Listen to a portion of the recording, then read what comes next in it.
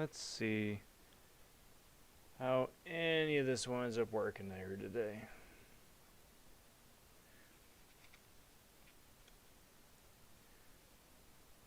Gonna be playing this whole thing by ear.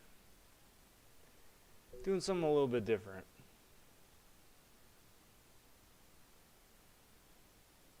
So, get this all up and running. Make sure the YouTube's doing the YouTube thing, which would be a big plus. That looks good. Oh, they changed it. Interesting. Alright, well, I'm just going to run with it. How's it going, everybody? Hey there, hi there. We got an interesting, busy time here tonight. Tonight, going to be streaming the first part of the Act 7.2 Legends run. And I wound up doing this whole thing within the Legends time frame, so it's an entire completion within 24 hours. And that's what I'm going to be going through here today. I do say it's something that is a little bit different, just because when I was doing the, where am I at here? There we are. When I was doing the Legends run, it was in bits and pieces. I was doing an hour here, a couple hours there, well into the middle of the night here. So, checking my vitals here. So that's what tonight is. It is going to be a watch party. Did wind up recording the entire run here. Let's see. There we go. Just going to be playing that back, going over what I did, watch how it fails spectacularly, and it succeeds spectacularly in different parts. And just doing that whole thing from there. So, let's see. So that's the thing. I want to be completely upfront that it is a watch party here. This is me playing from at this point late yesterday, and just gonna be diving in. Now, question is, why is there no audio? That is the kicker, isn't it? That is the kicker.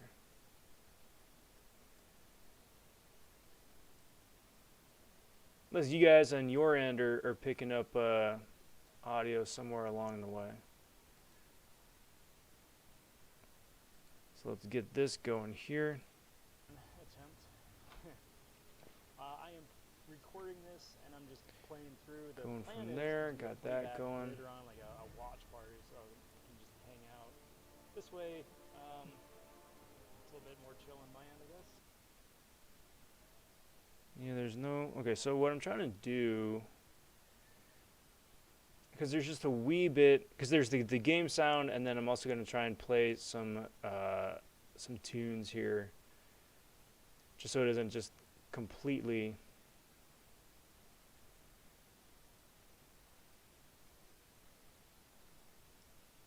Let's see. That's funny, Diane. That's funny. Do you struggle with? So, with that all in mind, let's just get straight away. If there is something wonky going on. There we go. Trying to just diagnose the whole thing from the get-go. Unless...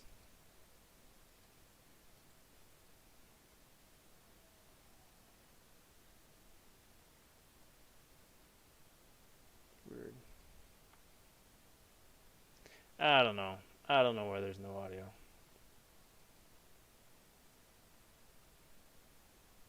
That's a bit annoying.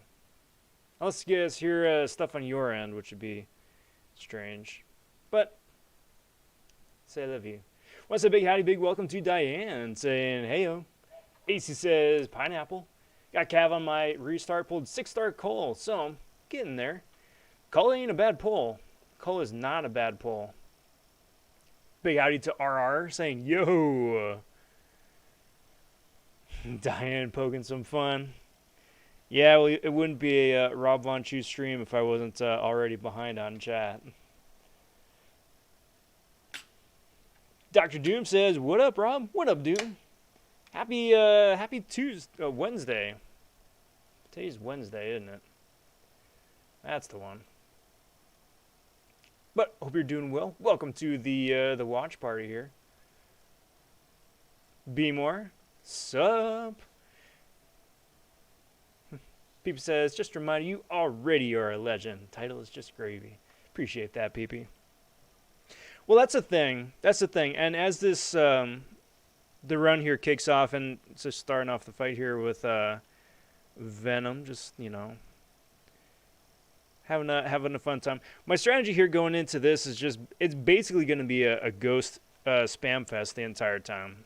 There's going to be a good dozen and a half paths where it's not a ghost team, but by and large, this is going to be a ghost run for the most part. But the fight here is getting off to a fun start. A little bit of a slow start,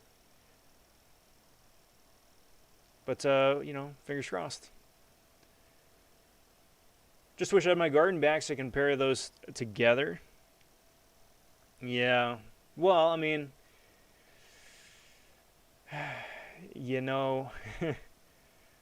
it's going to happen. It's going to happen. You're going to wind up getting them again, and then it's going to be all good. All good.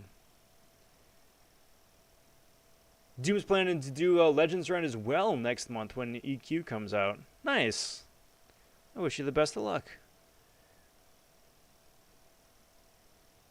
I know they had mentioned at one point that they were considering bumping or shifting over the Legends run format to monthly quest as well to introduce the Mythic title for the monthly quest as well. But the latest on that is that they're going to be postponing that indefinitely. So Mythic Legend runs are only for story content, and it's the normal, regular, the way it always has been, Legends format for the monthly fight.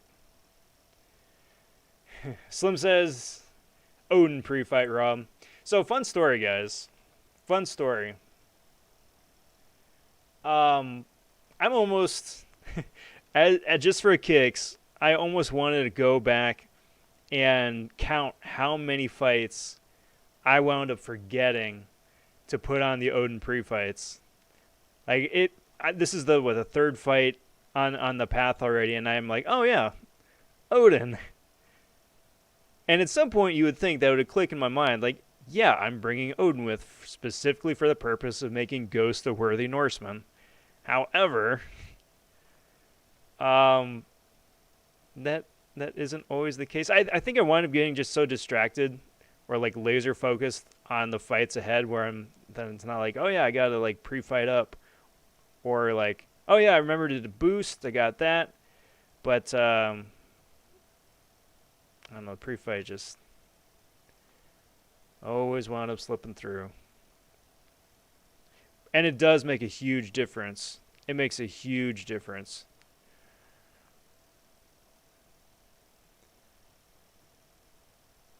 Because each time, with the Odin pre-fight, each time you wind up getting a Fury, it's boosted by Odin, and Ghost procs those all the time.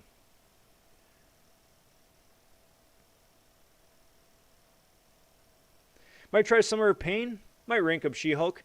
It depends. That's the nice thing, Be More, about Summer of Pain, is that there are a lot of different options to use for the content. She-Hulk, I think, is the most obvious. You certainly always wind up seeing MSD's videos. I mean, he's done a 2-star solo of Rogue already with She-Hulk. But, I mean, if you got a Sorcerer Supreme, she's a great option. Red Guardian, he's a good option. There's a couple of different like solid options, and that's not even saying like anybody who, you know, you want to bring with solely for using for invade. Slow, I think, is what most people are targeting, but invade, I think, is also a big factor there for some nice damage. Krishna says, "Hey, Rom, what up, Krishna? How's it going?"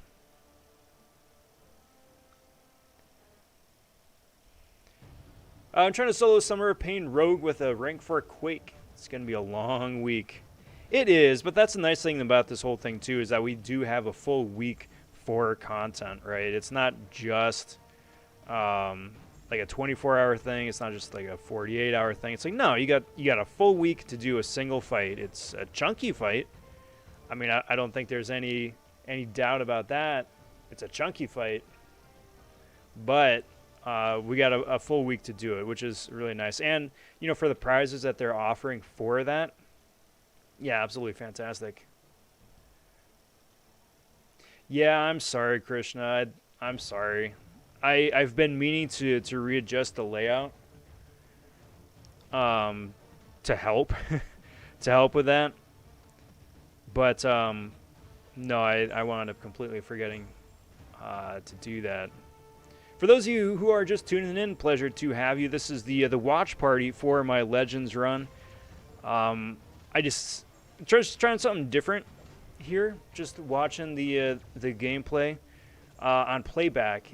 It was me. I did wind up recording myself playing my whole run, but the reason that I'm doing it this way instead of like doing it live is that I wound up doing each of the this different chunks of the Legends run here, like I said, in chunks, like 2 hours here, you know, 2 hours later in the day, 2 hours later on, and I'm just stitching it all together just for YouTube's sake and to hang out and, you know, to see it play back. So going forward, I definitely need to do that, but unfortunately, no, I'm not able to do that right now. I don't think there are very many fights where the opponent's power bar comes into play. I think by the time we get to GWENMASTer, that kind of plays in just a little bit.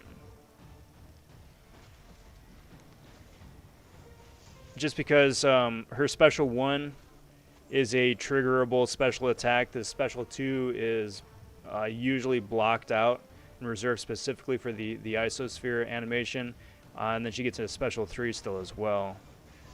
But that's coming up later.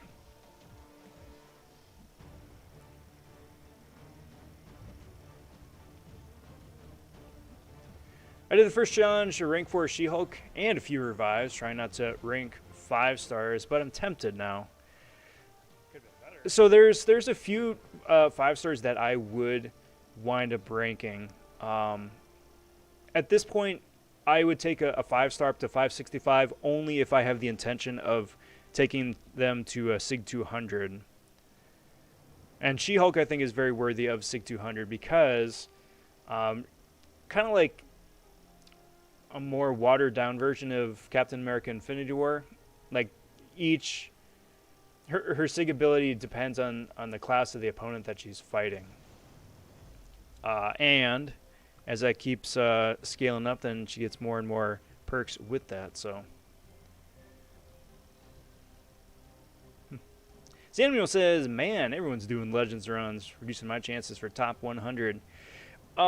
It's going to be ridiculously competitive. It's going to be ridiculously competitive. I think it's a number of different things. I think the fact that it's a top 100 bracket instead of like top 25 or top 50 like it was last year, I think that's a big draw. Getting the content done and out of the way, if I'm being completely honest, I think is a big draw as well.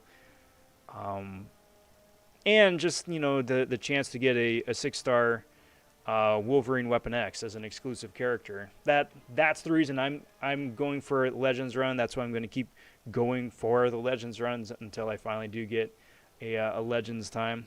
Hopefully it's this time. We'll see. not too much of a spoiler. I think I did fairly very well on the paths themselves, but the GWENMASTER fight sucked. GWENMASTER fight is bugged, is what it was. I mean, a lot of it will wind up being just me just playing poorly, but she's also bugged too, so that didn't help. That didn't help. But we're gonna get to that. We're gonna get to that.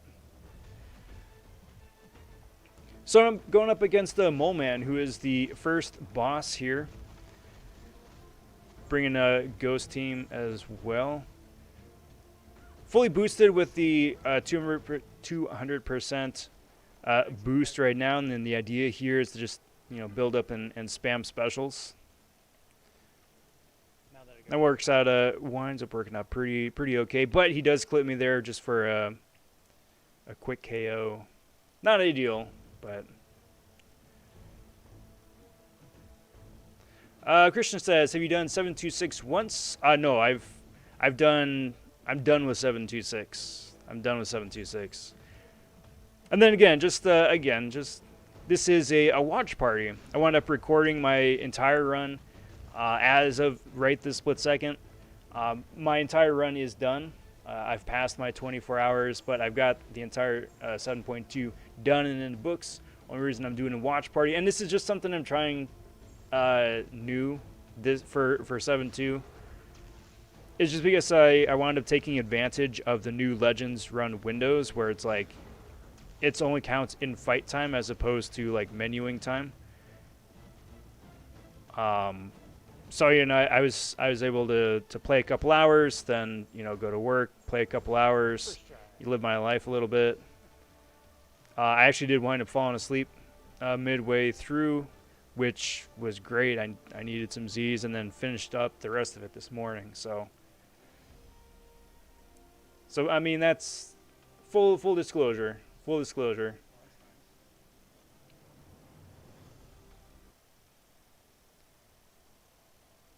But there we go. That is path 1 of section 1 in the books. Wasn't too bad. Wasn't too bad. I think going forward, let me see if I can bring up a couple different things.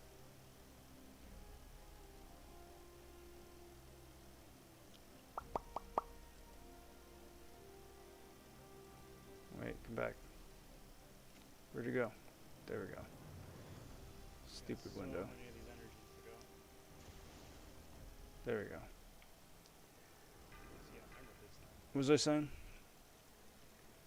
I think going forward, for 7.3 and then eventually 7.4, I'd very much like to see less ghost paths. My strategy for this whole run here was basically a variation of the ghost crit team. And for at least 60% of the fights wound up being Ghost, Wasp, Ant-Man, Yellow Jacket for right now, and Odin. I wound up switching over to Hood instead of Yellow Jacket later on. Yellow Jacket is the faster option. Hood is the safer option. And the deeper I got into the grind here, the more and more resources I was spending. And I needed to conserve because I was very dangerously close to completely iteming out, and that would have been awful. Samuel says, GWENMASTER fight is definitely bugged using stealthy and cost me precious time. GWENMASTER quest was rough. Yes. So if you guys are planning on doing the GWENMASTER fight or going for a Legends run, there still is 20... Today's the 16th? Yeah, so there is 36 hours left.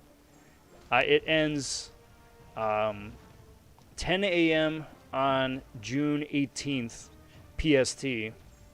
So we got, like I said, about 36 hours left. So there still is time to do a full Legends run if you're interested. But just do be aware that Stealthy is bugged for the GWENMASTER fight.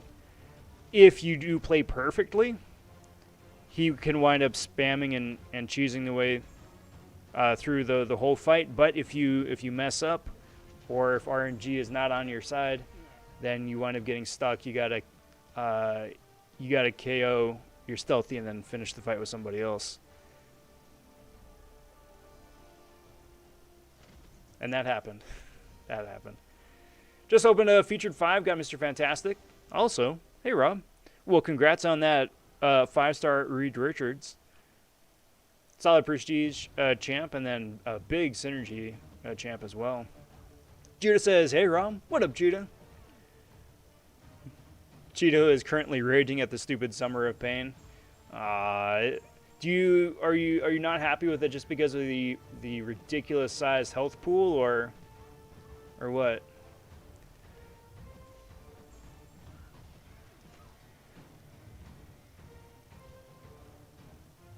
I reserve judgment. The first week here with Rogue, I'm going to say, is not bad, but later on, once they start getting like integrating objectives in addition to the boss fight, that's gonna be rough.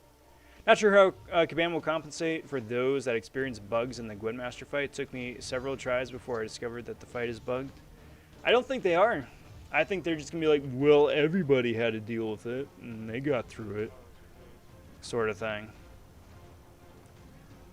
Personally, I don't think that's very sportsmanlike if that's the route they wind up going, but I mean, it's their game, their rules, and their contest, so. Because, I mean, honestly, you're going to need to wind up splitting the pool into two sections, you know. Those who wind up using Stealthy for GWENMASTER, a time for them, and then a time for people who didn't. And what are you going to do if you use Stealthy and some of them and didn't for others, you know? That's going to be a logistical nightmare to sort through. It's their problem, yeah, but still, just from a pure numbers point of view, that's going to be rough. Hey, what's up, Rebrith? Saying, yo. Long time no see, bud. How's it going? How's everything? Unstoppable, unblockable, crazy health pools. This is true. This is true.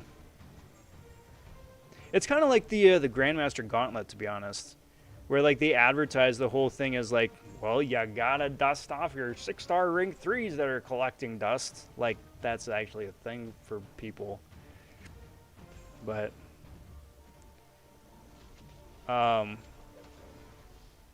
it is.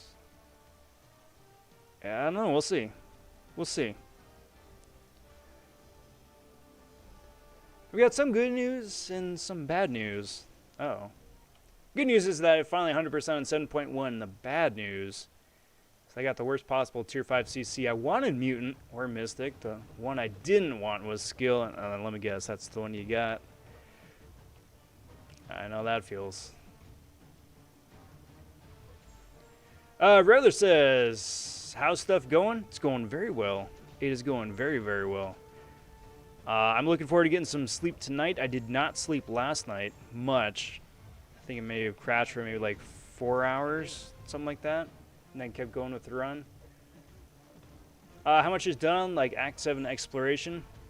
So, as of right now in the live stream, I am about I'm just the second path.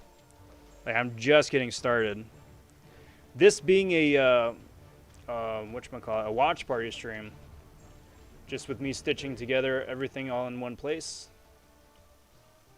I currently, as of this point in time, live in real life, I'm 100% explored.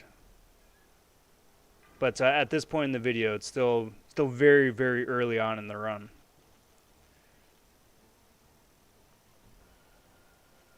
Is Summoner Gold Boost in July? No idea. No idea. I'm going to caution that you don't assume that there's going to be one. Because the one last year kind of was... The one last year I think was compensation, wasn't it? Like they wound up completely like taking everybody by surprise when they were like, yeah, we're going to have items or artifacts. And we're just going to be changing up a bunch of stuff and nerfing a bunch of stuff. And then people are like, no, dude, that sucks. So then they're like, yo, you know, we should probably do a roadmap. I think that's what the summoner appreciation was last year. Just them being like, yo, here's a gold boost to say we're sorry. Usually it's only once a year in December. So we'll see if they wind up doing it again, but I wouldn't hold my breath. I would hope so, but I wouldn't hold my breath. RNG just doesn't want me to get Thronebreaker. I don't know. But, I mean, once you finally pull that amazing skilled champion, you're going to be set. That's actually, funnily enough, that's exactly what happened to me too. I wound up pulling 2 fully formed skill and then formed a third just based off of the 25% rewards in Act 6, and I had nobody to use them on. I was considering taking Ronin up to Ring 3 just to have a Ring 3 option, but then within a span of about like 2 weeks, I wound up getting Stealthy, Elsa, and then Thor Rags duped. So then I was like, well, there we go. There we go. So I mean, chin up, it'll get better. Virendra says the real pain is owning a 6-star She-Hulk and still messing up with Rogue in 30 seconds. It's so here's the thing. It's very cool seeing gameplay like MSD's out there, right? Where he just absolutely ruins and rinses opponents with a friggin' 2-star, right?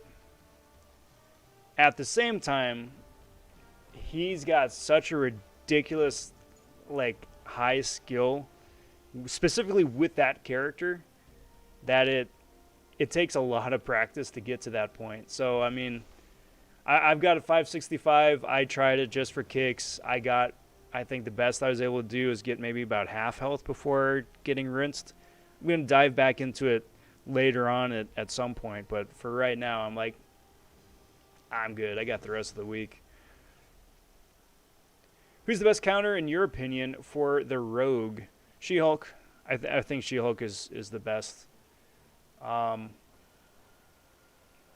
Quake, I think, is a really good option, too, if you're a good Quake and Baker. That having been said, you need to play Quake flawlessly for an extended amount of time. It's not impossible. I've seen a bunch of people do it already, but for sure, I think She-Hulk's the best. Quake, I think, is the most accessible. And then Sorcerer Supreme, I think, is rounds out the top 3. I mean, you got other options as well. I mean, if you want to do a passive slow, you got Storm Pyramid X. If you want a little bit more challenging slow to work with, you've got Red Guardian. And then, you know, just about literally anybody else just playing around Invade and just forgetting about slow.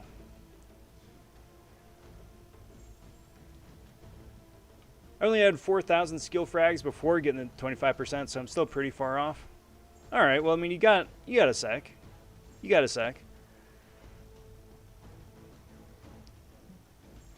But I mean, those big tier 5 CC drops, those ones hurt the most, because that's such a huge step forward, you know. Like if you got a 5% of a class that you didn't really need, that's one thing. If you got a 10%, well, that's not great either. But a 25, yeah, that can be rough. Well, there is a Mole Man down for the second time. Do you like that strat of using Ghost and just, you know, Ghost being Ghost? I think Mole Man is probably the easiest boss here in Chapter 1. I think. At least with my team, though. At least with my team.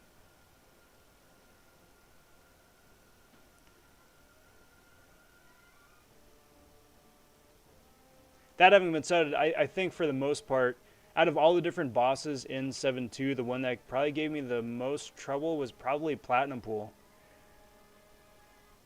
Not because he's hard, it's just because having success with that boss is completely RNG dependent. It depends on which cards he draws. If he winds up pulling a sumo pool, you're going to be in an awful time, because that means you can't throw specials successfully. It's basically like the sumo pool for Platinum Pool is basically throwing a special attack into Doctor Doom when he has his aura up. So he can still do damage. It's just by the time you get to that final hit, he goes unstoppable and you're going to get rinsed. And I wound up pulling that and then a bunch of regen too. And even with Reed pre-fight, the regen is insane. The regen is unobtainable, unsustainable. Taz says, good luck, Rob. Everyone's doing Legends runs, and I'm over here farming the heck out of Realm for 100% Gauntlet. No, good on you. Good on you. Gauntlet is better prizes than 7-2, in my humble opinion. So, I mean, that definitely is the one to go for, and especially, too, because Gauntlet is temporary content. That's definitely the best idea. I mean, but everybody's at their own... doing their own thing too. Like, I still have, I think, 6 of the Karina challenges that I haven't done yet. All of the Labyrinth ones, and then the whatchamacallit, the collector ones as well, which I'm going to get to eventually. I mean, that 6-star Nexus would be nice. Getting some of the rank 4 materials would be nice as well, but I'll get around to it. But for the time being, I'm with you. I'm getting back into farming stuff again. I wound up opening up every single 4-hour crystal I had, about 400 of them. Used everything. Opened up all my arena crystals for units. Used all of those. Wound up getting the end of quest offer with the units, strictly because I needed the pots, because it's a level 6 pot, which is a solid health pot, and then all of the revives as well. Plus then you wind up getting some extra tier 3 alpha shards, and then an additional 20% selector, which was icing on the cake, but mainly it was for the pots for exploration. Judah, just want to get the Runebreaker because of 4th of July. Yeah. That's 3 weeks away now. You have up through that weekend to get Thronebreaker. So, I mean, if nothing else, Judah, if you want to really like risk it and play a gamble, you could hold off on becoming Thronebreaker till 4th of July weekend. See what the offerings are for you at Cav, and if you have a selector or something there for the Cav offer, you can get that, rank somebody up to rank 3, get Thronebreaker, and then have all the different offerings reset at the Thronebreaker level. If they wind up doing it like they have in years past, then that should work like that. Summer of Pain is only for Cav or higher players, I guess. Yes. Actually, I'm not sure about that. I need to go back and reread the messages. I'm not sure if it's specifically progression gated, but it certainly is champion gated. Like, if you don't have very specific counters or an extraordinarily high skill level with said characters, it's going to be challenging.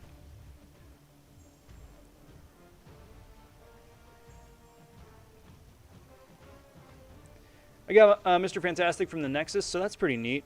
I like Mr. Fantastic. I appreciate that he wound up getting buffed, which is really nice. There goes the cord. Lovely. Which I appreciate is a really nice perk, both, you know, using him offensively, but then also using him for like a synergy mule.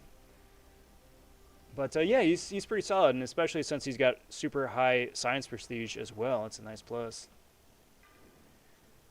Gamma Hunter says, if you could change one thing about the game, what would it be? So I'll give you two. First is a very simple thing, and that's UI.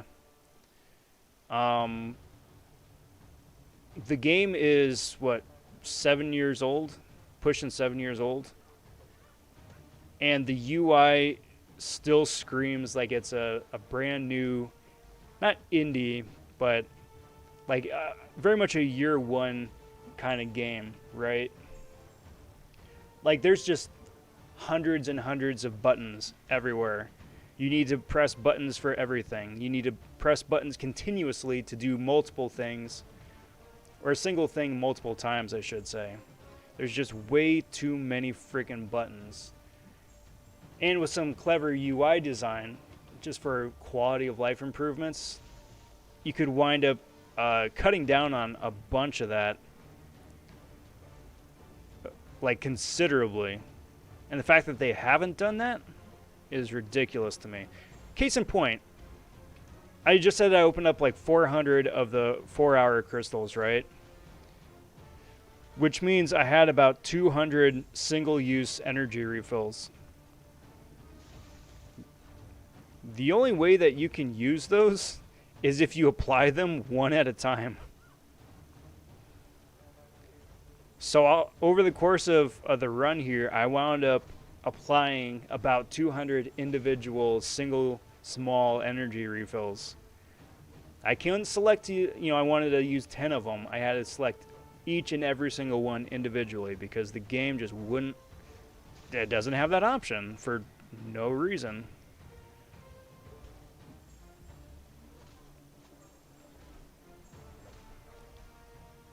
And then the second thing I would change is for there to be a practice dummy mode.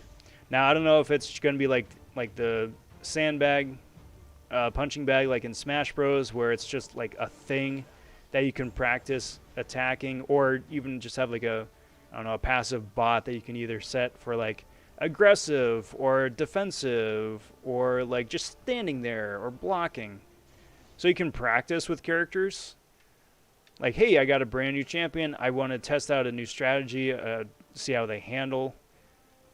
You can't do that unless it's in a live setting. If you want to duel somebody, great. You can duel 5 people a day, and then you got to buy more duels. Like, practicing up in this game is completely inhibitive. So that's a very long-winded answer to your question. I'm sorry, but that's what I'm thinking.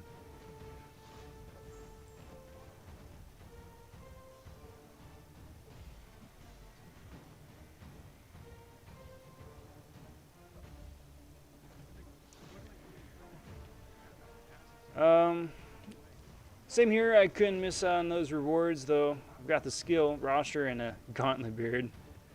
Yeah, there you go. Yeah, the requirements are you had to be Cav. Okay. Okay, well, that's good to know. That's good to know.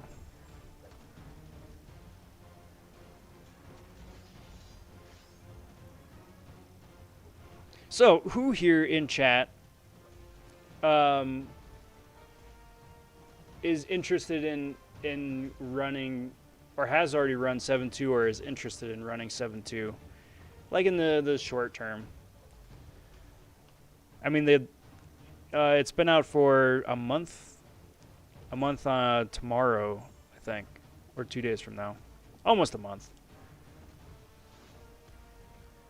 I have actively not been, or trying to stay away from it and not get involved until I started my run yesterday. But I don't know. It's fun. It's fun. Parts of it are really fun. Some of the bosses are really fun. Almost kind of makes me wish that there's like a standalone boss mode, right? Like, it'd be really nice if there was a separate mode or a separate function, similar to like the practice test dummy, where you could just fight individual bosses. It's like, hey, I want to practice against Collector. I want to practice against Thanos, or Nameless Thanos, or the Champion Boss, or GWENMASTER, or the Grandmaster. without having to slog through an entire path first to get to one single fight. That'd be nice. Oh.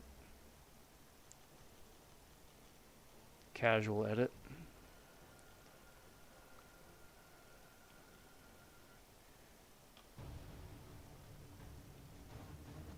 I hope if they add a punching bag, they make you be able to select a champ, so you get to get used to the different champion animations. Absolutely. So, has anybody here attempted to do a specific duel? Because you know, for a while that they had like a mcoc bot account, so you could fight like a 6-star rank 5 version of the, or 6-star rank 3 version of the character. If you wanted to duel Medusa, you just type in Medusa, and like the 6-star rank 3 Medusa pops up to duel. I think they've deactivated that, because for this run I wound up trying to practice against a lot of different champions, like practice against Emma, practiced against Annihilus. Annihilus, there were 3 Annihilus fights in 7-2 that I ran with Ghost. I got rinsed twice, and then I practiced up, and then the third one just absolutely cleaned its clock, which is great. But it would have been nice to actually get to practice that. So I think they deactivated that, unfortunately. I don't know if it's under renovation or if it is just, I don't know, a problematic game mode or what, but would be nice.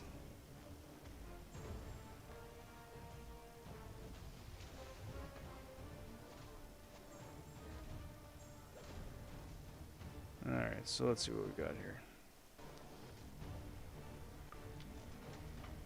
So one of the things I really want to do, I really got to put on my short list, is, and I've been talking about it for probably about a week now, I really got to get me a new adapter, which is going to be the 3rd adapter I've had since starting up live streaming this game, like a year ago. So like 3 adapters in a year.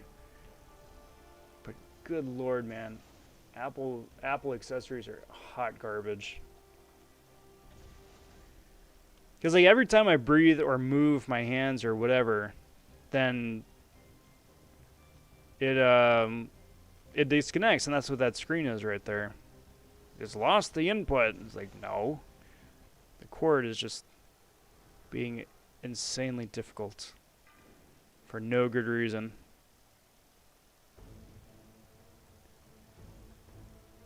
So here we go, Mole Man boss number 3, or take number 3, I should say. So long as I'm mindful of the impending unstoppable, it's a fairly straightforward fight. That's what I think wound up messing me up the first time around. So that unstoppable wound up being problematic because I wasn't too far away when it triggered.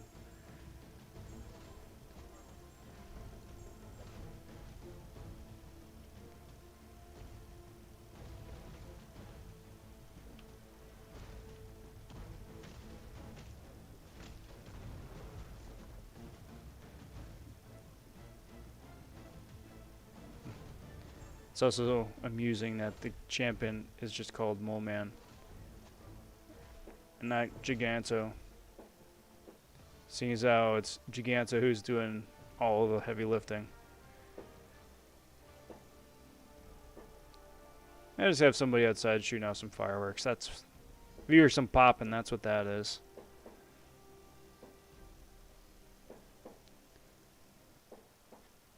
Fireworks in California.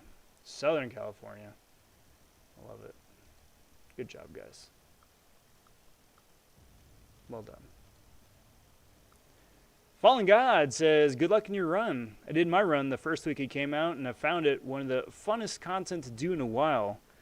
But then again, I've got lots of guidance from your alliance mates from Smoke while I was there. Well, awesome, bud. I wish you the best of luck on the results here. I agree with you. It was it was a lot of fun, and I really enjoy GWENMASTER as a boss. Overall, I just really wish that there was a way for me to practice up a little bit more, or to play her a la carte for a while. I think that would be really nice. Um, but like the paths and the quests themselves were really cool. Overall, it'd be fun to get in there and try out some different combos with some different champions at some point.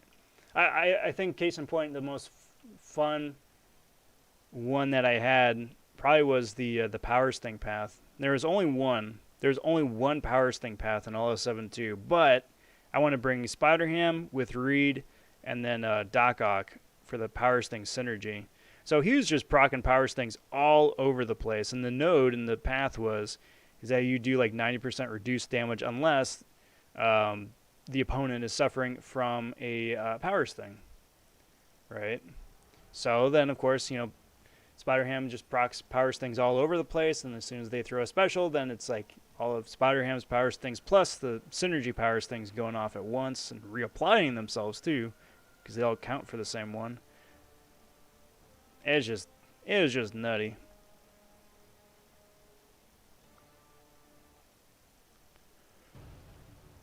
In like the best possible way. Excuse me.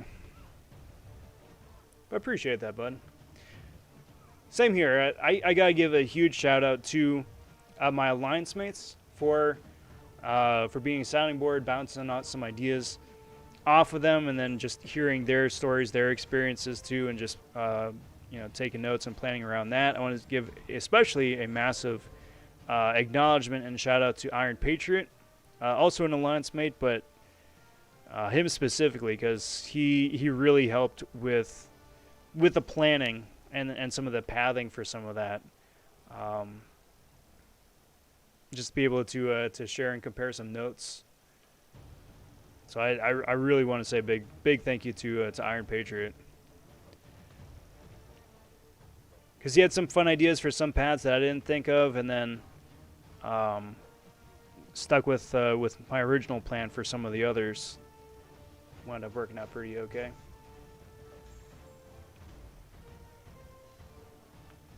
Took my Spider-Gwen to rank 2 today. She's decent. She is decent. She's decent. I like her well enough. She's okay. She wouldn't be my first choice for a favorite science champion, but she's got the utility. She's useful. Absolutely.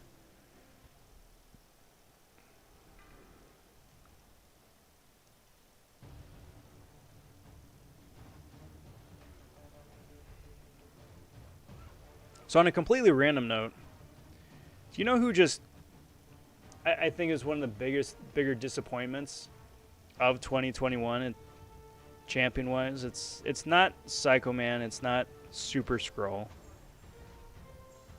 It's freaking Sigil Witch. Like, Sigil Witch has been teased as a champion for such a long time. Like, months and months and months, Sigil Witch has been teased. And then this month, she finally comes out in game, and there's like a day's worth of general interest, and then nothing. She just floats back into obscurity. It's like, oh, yeah, okay, that's the thing that happened.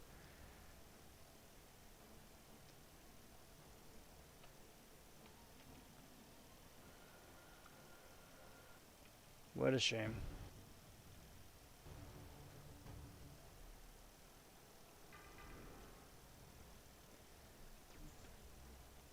So, I mean, I've got the Summoner Sigil. So at this point, I've got a 4-star version that I've awakened. I'm starting to play around with just a little bit. Burning some 4-star Sig Stones so they don't expire.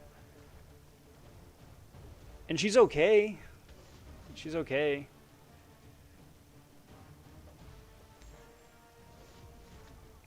But, like, I don't know. I was really hoping that she would be exceptional, just seeing as how long and how hard it is going to wind up being to get like a 5 or a 6-star version, let alone one of those duped. But now it's just like, yeah, okay. True, Iron Patriot is a beast. Him and Duck are encyclopedias of MCOC. Yeah, absolutely.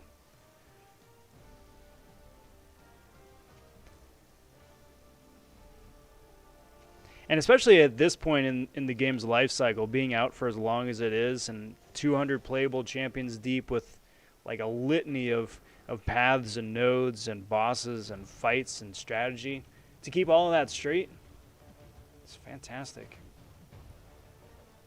Somehow I have almost 3 tier 5 basics in overflow. Well, that just means you got yourself a 6-star rank 2 incoming, or a couple of 565s. Just really depends. Just really depends.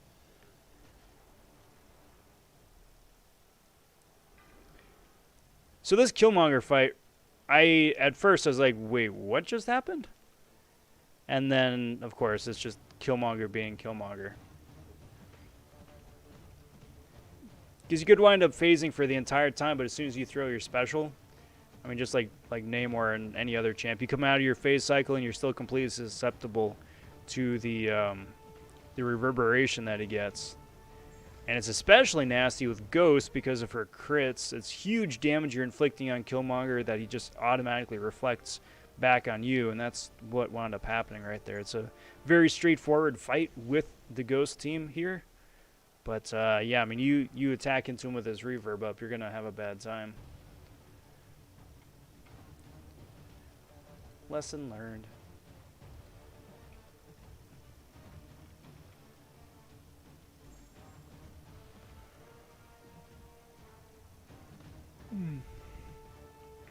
So BG is running his live legend run here tonight as well. Wish him the best of luck. He seems to be putting a lot of emphasis on a Fantastic Four team, which is an interesting strategy. I don't doubt its efficiency and its effectiveness, nor do I doubt BG's handle on this situation, especially since, I mean, he wound up getting Legends last time for 6-1, or 7-1, I should say. It's just interesting. It's interesting seeing what teams that people actually wind up bringing, you know. Like, you look at Sudia's, and he's using, like, Mephisto for some fights. I mean, I'm not going to question that, dude. But I don't think Mephisto would be some people's first choice, top choice.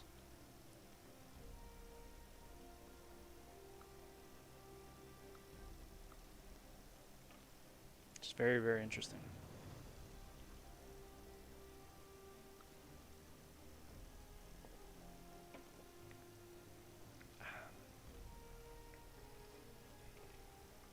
So here's the thing, guys.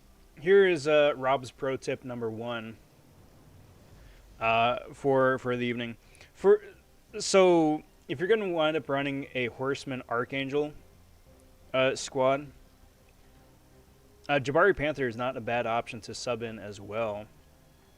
She winds up prolonging some of his debuffs, which is pretty useful. If you don't have a Jabari Panther, subbing in a Professor X is just as good, because Professor X winds up increasing Archangel's bleed duration by 30%, which is very nice.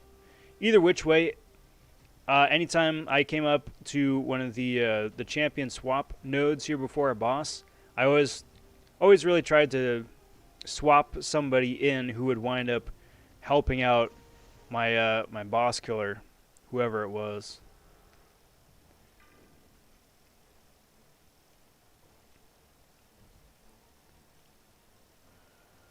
And for this one, going up against Magneto with a Horseman Archangel.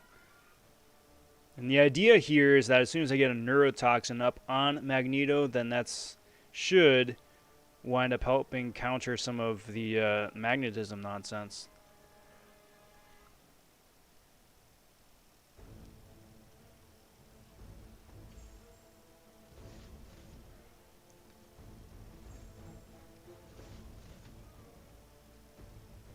Which is freaky to me that they finally did acknowledge that Archangel is a giant metal bird. Judah says, I haven't watched episode 2 of Loki. I haven't either. I have not either. I'm looking forward to it, but I haven't seen it yet, so I wouldn't be able to tell you. To those of you in chat watching, please do not throw spoilers out there for either episode 1 or episode 2. Just for anybody out there who has not yet seen it. Just give people a chance to watch it organically, and then we can talk about it maybe next week.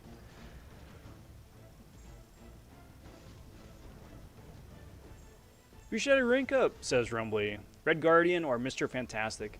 Mr. Fantastic, probably. Well, it depends. Do you have a slow champion, or a champion who can inflict slow? And do you want a champion who does not proc buffs on himself? Because that, I think, is where Red Guardian is most effective in not proccing buffs on himself. So going up against champions like Dormammu that punishes you for having buffs, Red Guardian is super useful because, I mean, you're never going to get that degen because you never have a buff up on you. Speaking of Archangel, that's the champ I'm planning to rank 3 next. Nice. I'm super jealous. I would love to get a 6-star version of Archangel. I'd love to get a 6-star Archangel.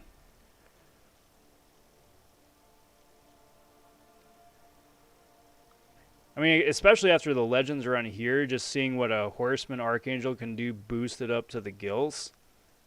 Oh yeah, I shudder to think what a 6-star rank 3 could do,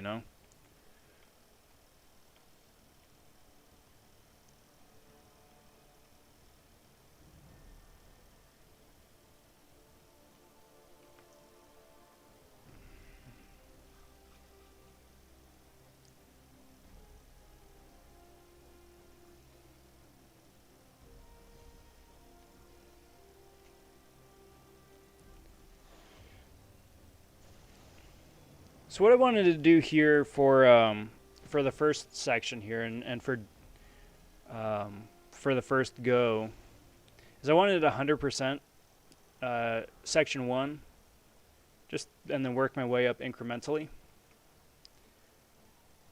Just to get it done and over with so I never have to look back, and then it especially helps too that most of all the paths in section 1 are all ghost team paths, so I can just keep working with the same boosts.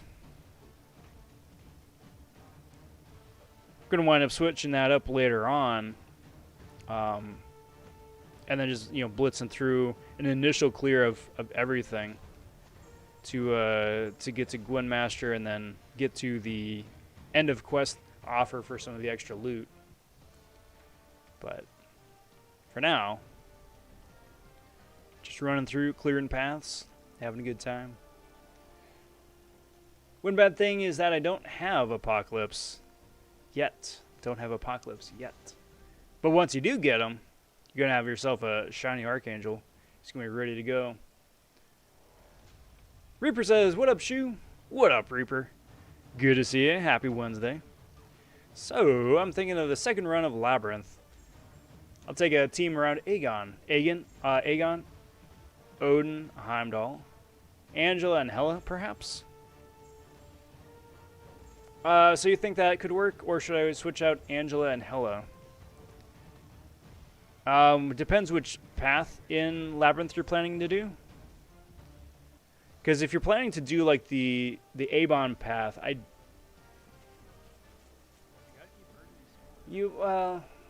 if you're doing the Aegon path, you should be fine. If you're doing the X23 path, that's not gonna work.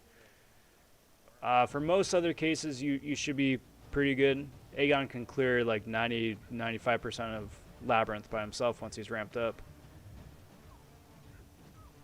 Matthew says, good luck, mate. I'll be tuning in throughout when I can. Appreciate that, Matthew. Much appreciated. Thank you for the well wishes. All good. I'm going to be running first an initial clear here. That is the plan here for part 1 of the Legends run, 100% completion push.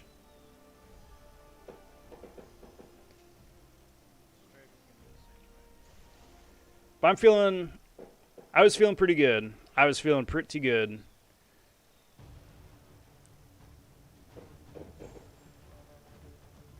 Got more fireworks going off outside. If that's the popping sound you guys hear, that's what that is.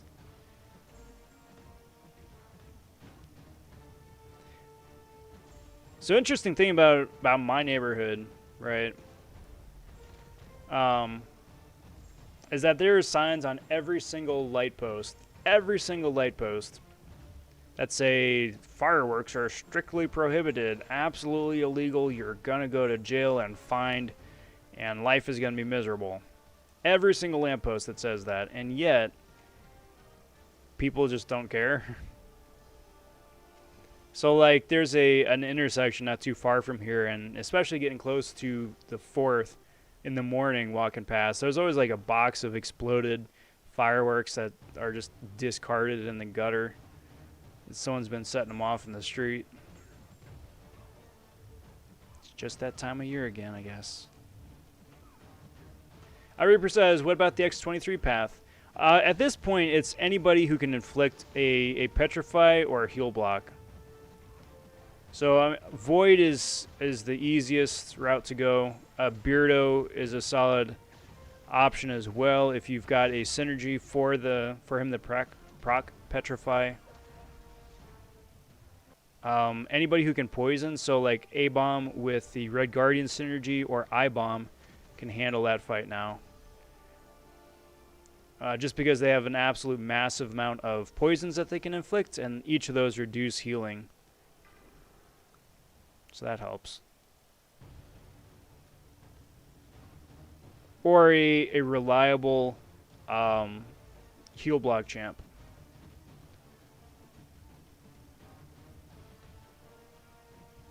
And I do say reliable because they still got to be able to do big damage. So like if you bring like a Vision or somebody like that, that's not going to work out super great because you're going to wind up timing out very quickly.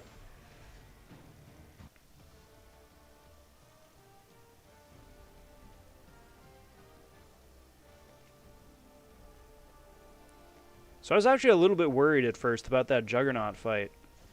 Just because I didn't know how his Unstoppable was going to wind up playing out with Ghost. So I was trying to play around his special bar so as to not push him too terribly far over or close to a special. Is X23's regen that crazy? Yes. Yes, it is. Because at that point, with that size health pool, like even gaining 1% health is absolutely insane.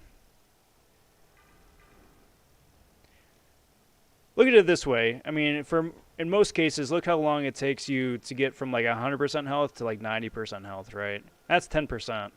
Like how long it takes you to get there. And she's able to heal that in like just a couple of ticks over a couple of seconds. If you do not have a some way to deal with that, it's not going to go well for you. Judah says classic LA. Yup. People doing fireworks a month before the 4th. Oh yeah. Oh yeah.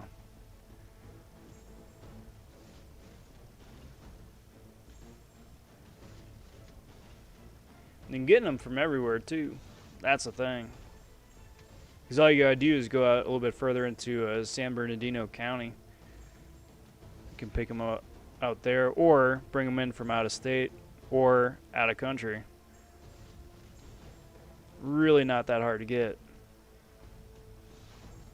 We're talking like the big ones too. I mean, I don't care about little sparklers, pop rockets, whatever.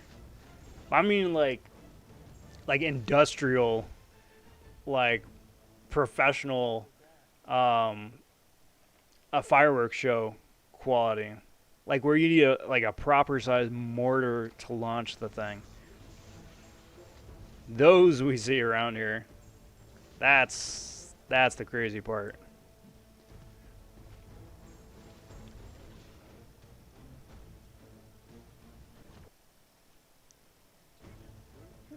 Just going to wind up Xing out of that MODOK fight. I don't want to deal with it. It's faster to just accept the KO and heal and get back into it than sit through the whole special 3 animation.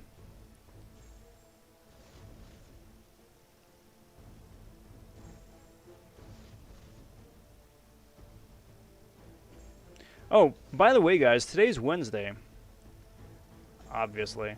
But in case you guys haven't already,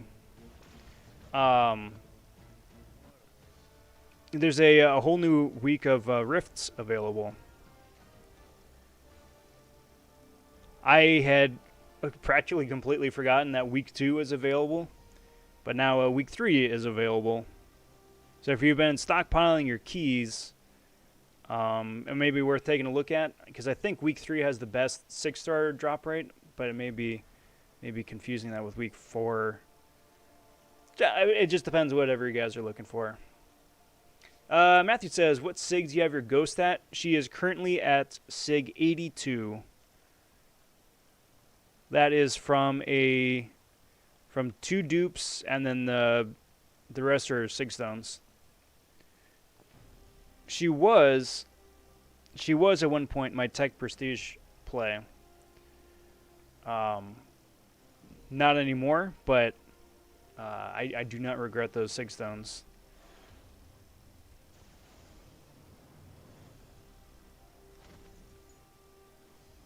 Wound up using a generic awakening on her, actually, and then wound up pulling a natural dupe maybe like 2 weeks later.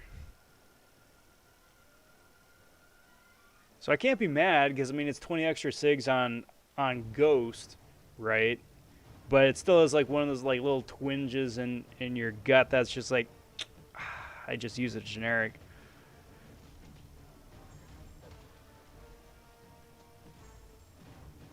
Alright, Judah, take care, bud. Thanks for stopping in. Thanks for hanging out. We'll catch you later. You know what else I got to figure out for the live stream here? Just like in general, not for this one in particular, but like all the live streams. So I would really like to incorporate some music. Like the game music is nice, and especially since it's Act 7, it's unique music for the quests, unique music for the fights, and then the bosses are all different tunes as well, but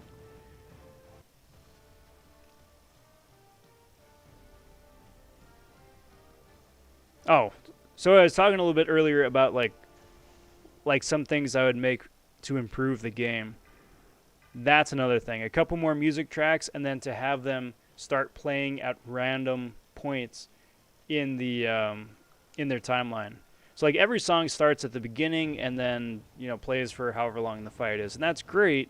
It's just that I hear the first 5-10 seconds of the song every single time, again and again and again and again. Like if you would just like vary the starting point so you could hear different parts of the track, that would mix up the monotony, I think, a little bit by the time you get to the 100th, 200th fight.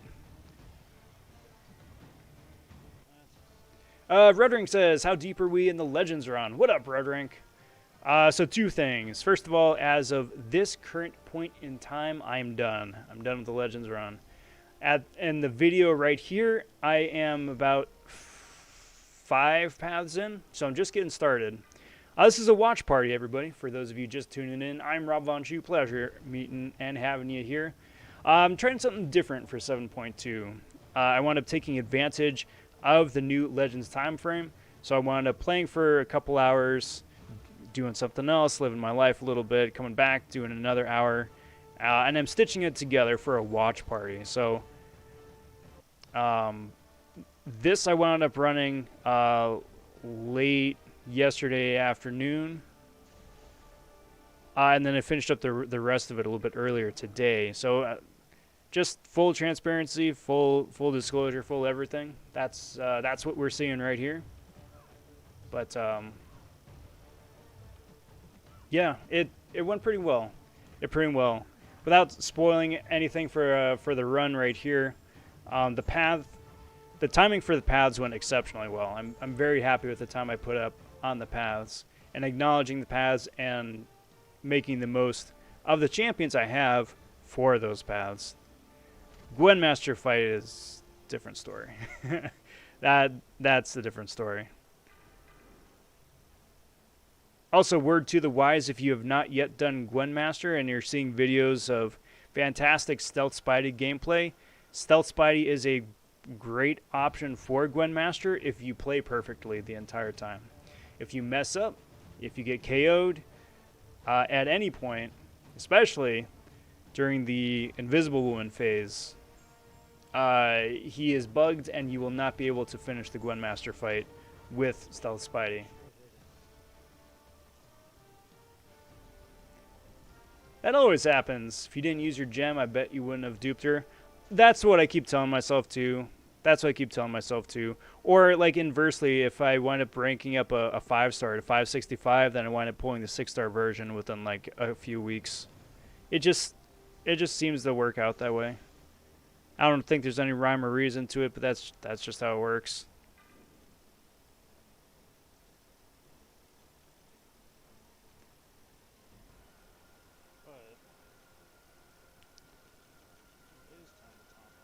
Because reasons.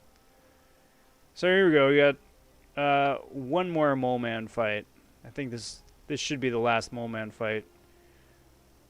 It'll be the 4th time I fought him. Which you know, should be a pro at this point. First time I fought Mole Man, I wound up mistiming the Unstoppable and specialed into him right as he was getting said Unstoppable. He went Unstoppable mid-special, and that just didn't go well for me. Next couple times, well, that was a different story. PB says, Rob, I'm thinking of skipping Gauntlet and just doing Summer of Pain. Thoughts? Not enjoying the long content.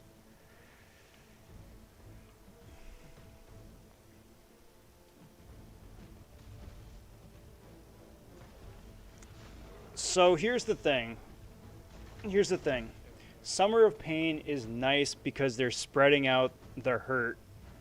You know, it's one fight a week, and then by the time we get to week 4, then it's going to be one fight a week with modifiers, right? And what those modifiers are, it could be anybody's guess. You know, beat the boss with a 4-star, beat the boss with Kamala Khan, something like that. Both of them. Summer of Pain, as far as I'm aware, is the only one that's never coming back. Gauntlet, as I understand it, is going to wind up coming back, but we don't know when it's coming back. And it's going to wind up saving the progress you've made once it does come back, so you can pick up and, you know, clear the last path, the last 2 paths, 3 paths, whatever it is that you haven't done yet, which is great.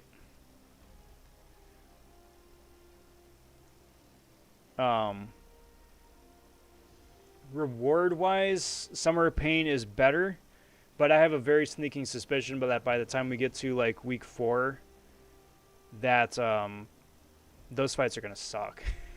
Those fights are just gonna be straight up awful. So it's up to you. It's up to you. Gauntlet is better, I think, in terms of time investment to reward payout. Even though Summer of Pain does have better rewards overall, it's going to be a very bad time getting there, though, if that helps.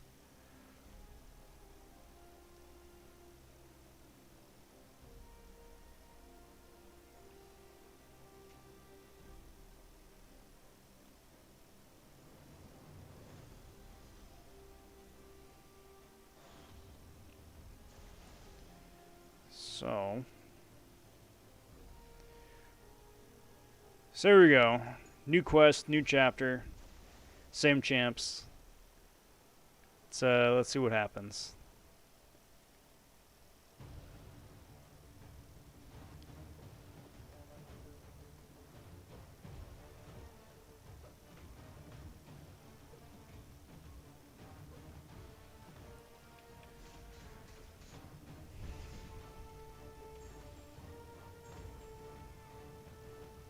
And like I was saying at the top, not that I I didn't mind.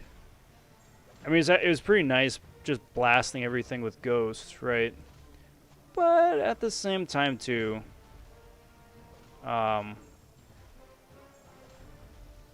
wouldn't mind for 7.3 if they wind up varying up the nodes a little bit or making them a bit more case specific, just so not every fight, every path is a ghost path. You know?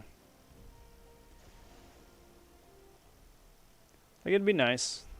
It'd be nice.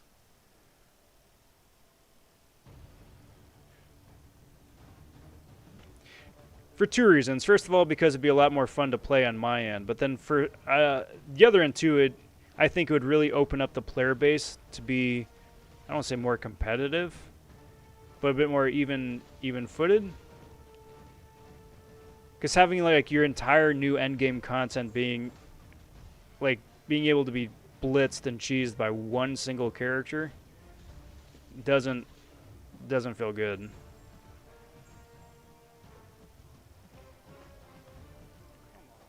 Like if there was like you just wanted sprinkling in a couple of armor breaks or true strikes or something like that. I don't know. Maybe I'm just making things unnecessarily difficult and complicated, and they really shouldn't be.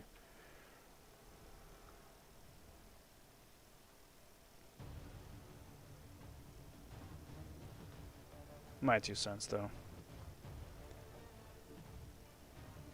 But I mean, I don't know. Am I just thinking more of like applying like a variant mentality to story contents, or what? What do you guys think?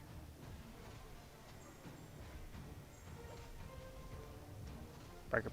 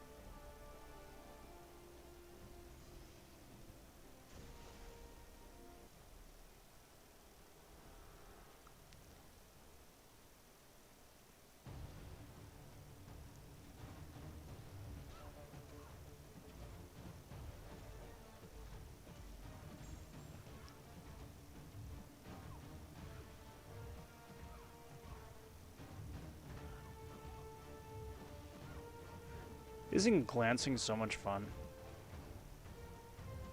So much fun. Much fun. So interactive. All those things.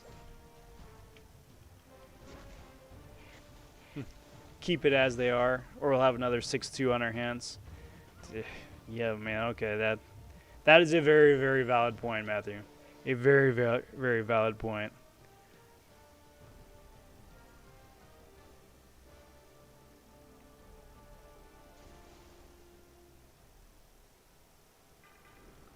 So I'm not going to lie, I mean, I will give them credit for this at least. I will give them credit for this. Act 7 is 10 times more fun than Act 6. Because not only have they come up with an absolute banger of a champion in GWENMASTER, just like they did with GRANDMASTER. That is my timer right there, saying that the boosts need to be reboosted. Apologize about the annoying beeping. Plus the nodes are actually fun, you know. Whereas like 6.2 was just a slog, 6.3 was bad. 6.1 in retrospect, so 6.1 at the time was awful because of the rarity gates. 6.1, looking back now, is not as bad.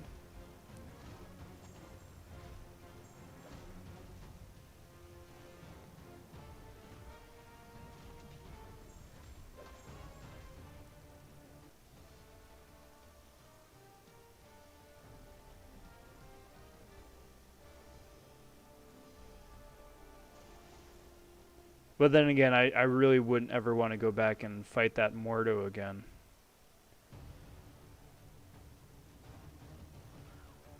Wasn't great. Wasn't great.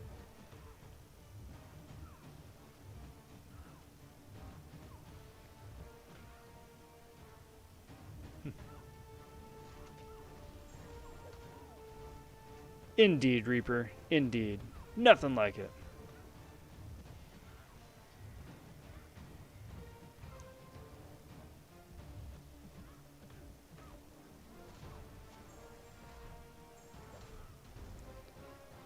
Another stellar finish.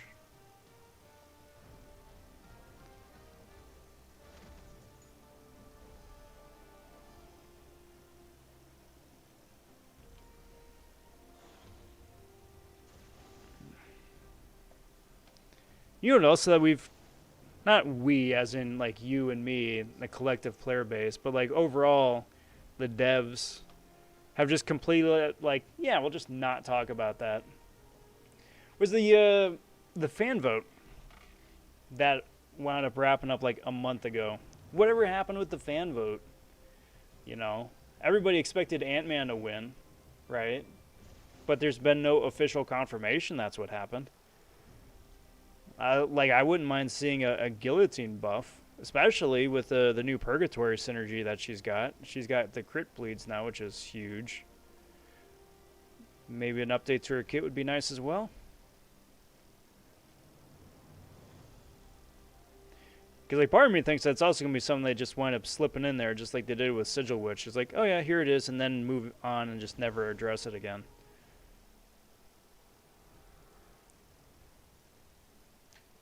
Which kind of seemed like a big, much to do fanfare for nothing. Hopefully not.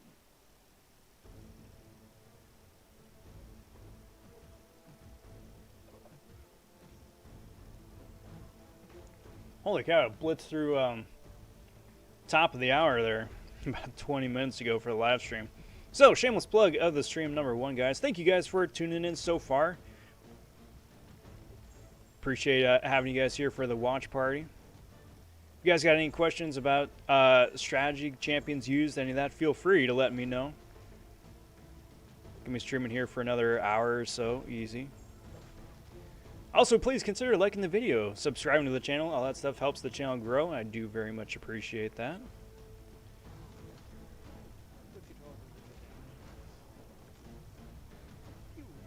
You know, with that in mind, let's keep slapping the Guardian boss around a little bit.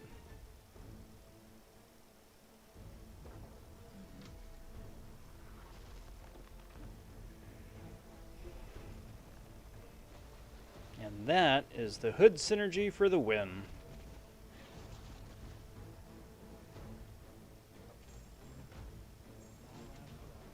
Save me an extra revive right there. I wish they had the Sentinel character they had put in the draw. Omega Sentinel. I forgot her name, but it's a female Sentinel, I think. Hercules is cool, I guess, but I wanted Omega Sentinel. Yeah, especially since tech champions this year have been, like, bland at best. Not... I mean, Silver Centurion was... Well, no, I mean, he was okay at best. Some people are a big fan of him, and that's good and great, and all power to them and all that, but... I don't know, as for me, it's just like, I think she definitely could have scratched that tech itch we've been missing this year. But hopefully they'll just wind up throwing us a curveball and surprising us with one, huh? You never know.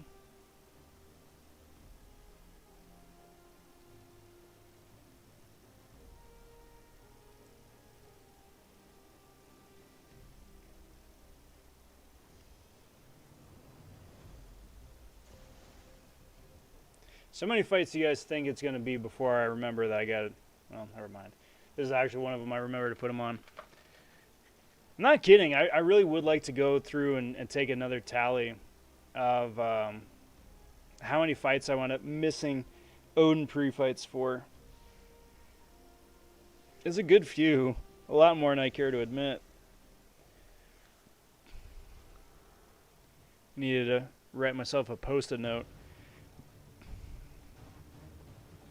Buff timers I had down pretty okay.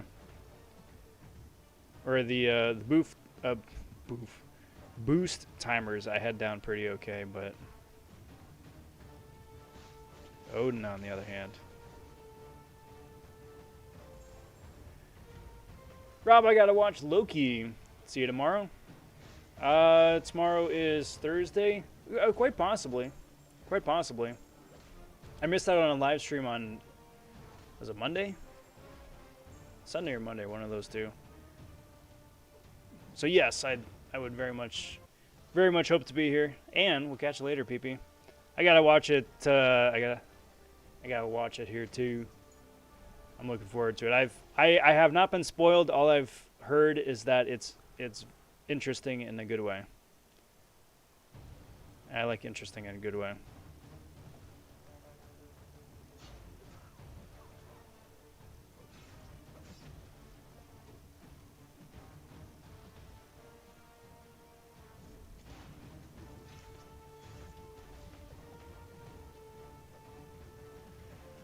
Hope they eventually add her after Hercules gets added. When is he supposed to be added again? Next month, supposedly. Next month. So, allegedly, next month we are getting America Chavez as Ms. America, I think. I don't know if they're going with Ms. America as her in-game name or America Chavez. I don't know. And Hercules, supposedly. That is still rumored, not 100% confirmed. But Hercules, I think, is looking like he's a lock-in, based off of what they've said previously.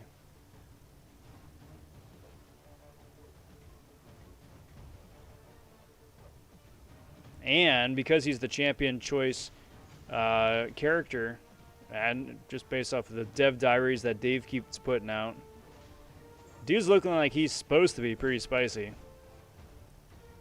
Remains to be seen how that plays out, but man, I hope so. I certainly hope so.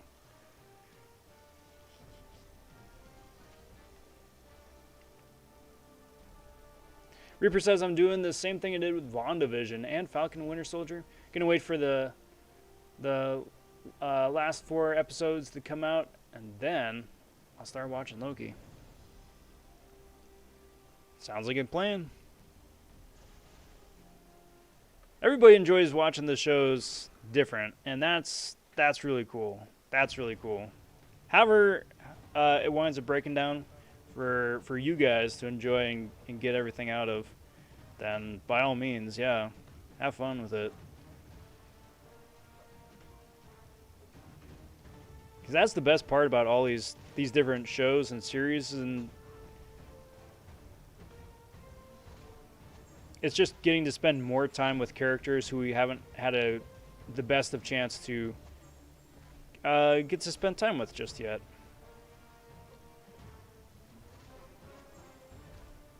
Like, case in point, Falcon and Winter Soldier, right? Those guys have always been fantastic, you know, as like B characters for Steve's plot, but they never had a chance to really, like, I don't know, have stellar character development, the same level of attention to their character development. The way I hesitate because, I mean, Bucky's had a fantastic arc, but it's always been under somebody else's, under the focus of somebody else, or how he relates to somebody else as opposed to having agency himself. So it's been nice for the show that he's been able to do that.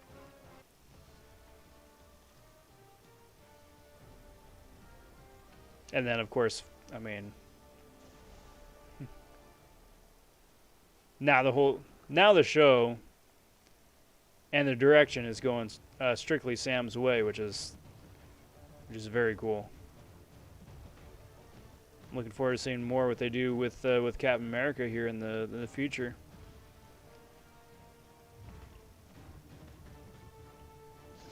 So we got a Luke Cage fight going on right here. Even though he was indestructible, he'll still wind up just, you know, attacking into him, building up my own power, even though I'm not doing any damage. Just knowing that the big special 2 Razzle Dazzle is going to wind up doing him in. Just build up towards that.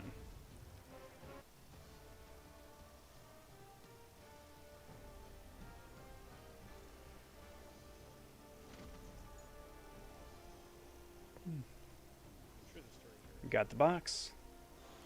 The magic box.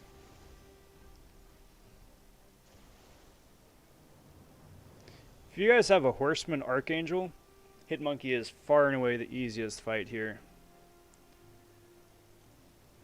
Otherwise, I would argue it's Venom the Duck with Ghost. Punisher isn't awful with this squad, but I think Venom the Duck is probably the top choice.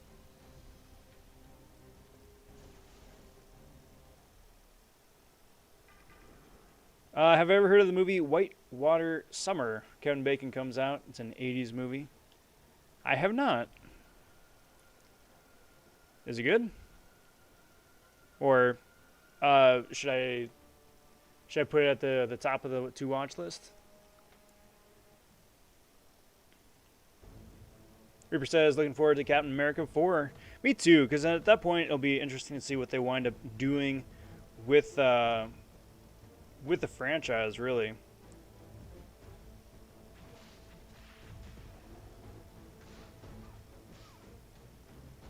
Like if it's going to wind up being like another character growth development story, like him growing into the character, or like feeding into a, you know, the next major arc.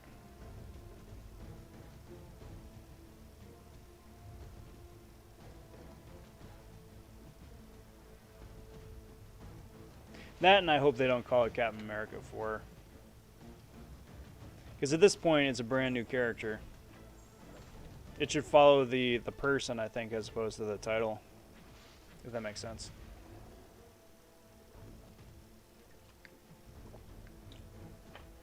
What up, James?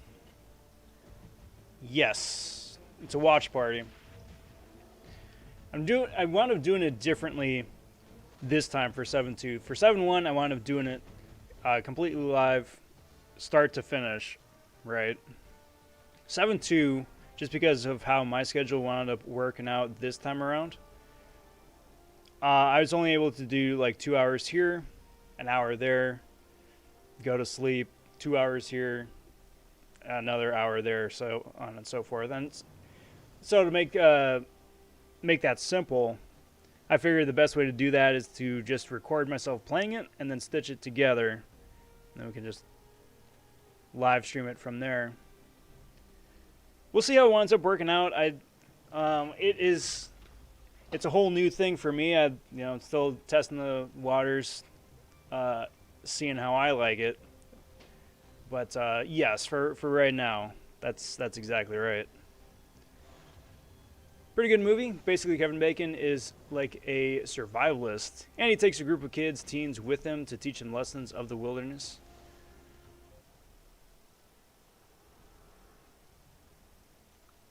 And they all learn something along the way about themselves and the wider world around them.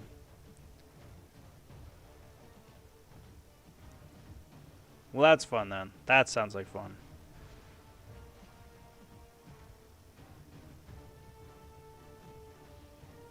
And then James too, the other thing about that too is that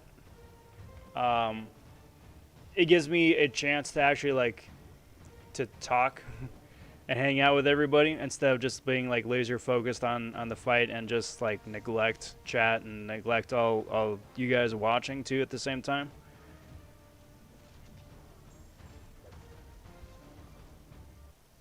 And chat is my favorite part of doing these live streams, so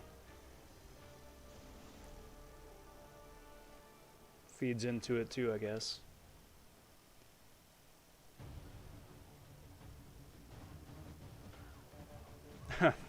There you go. That's really funny.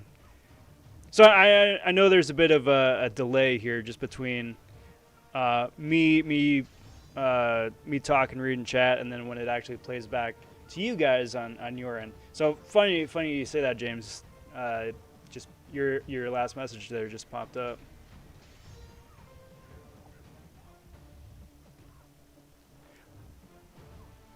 I think it's interesting. I think it's, you know, that's kind of my mentality going into it too.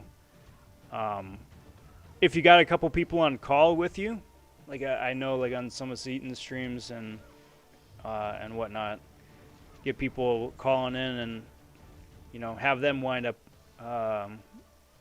you know, reading chat and chatting up each other and all that while, you know, Seaton or whoever the player is like laser focuses in and plays the game. But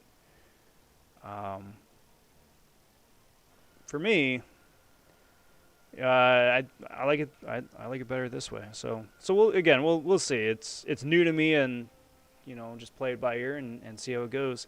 And then especially that's true too with analyzing the gameplay. That's really the biggest thing that I wanted to do here, to some degree, for, you know, the main path fights right here. Like this Carnage fight is going to be interesting. But then especially too, by the time I get to GWENMASTER later on, just to wind up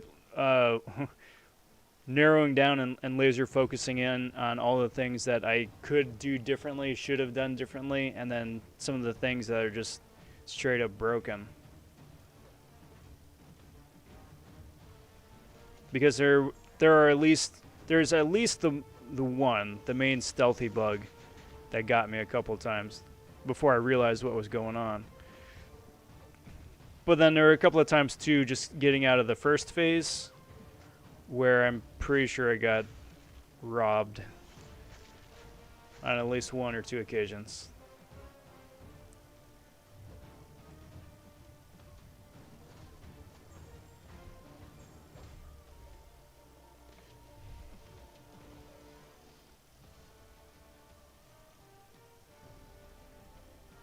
This path here that I'm on right here is interesting one, right? It's when you got the opponent has the node up, they don't take any damage. If they touch you, all that damage is reflected back on you. But if they don't touch you, then they wind up taking all that damage once the buff expires. So some of that is pretty fun because of Ghost being Ghost, just like going over the top with some of her special attacks and whatnot. So by the time that timer that's like under Loki right now ticks off, or Kamalicon, I remember specifically coming up, just take like an absolute nutty amount of damage all in one go. That's like, yeah, that's just dramatically overkill for that character.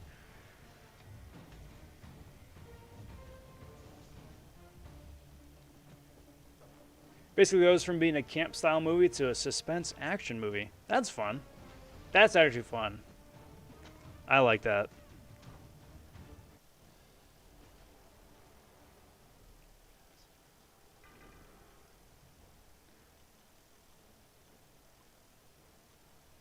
They're definitely starting to have some fun telling stories about that time, too.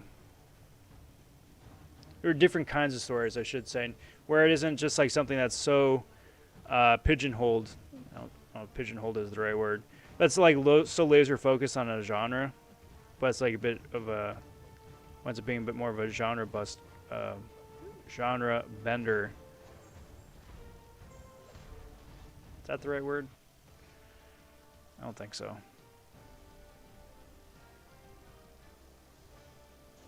It dabbles. A little of this, a little of that.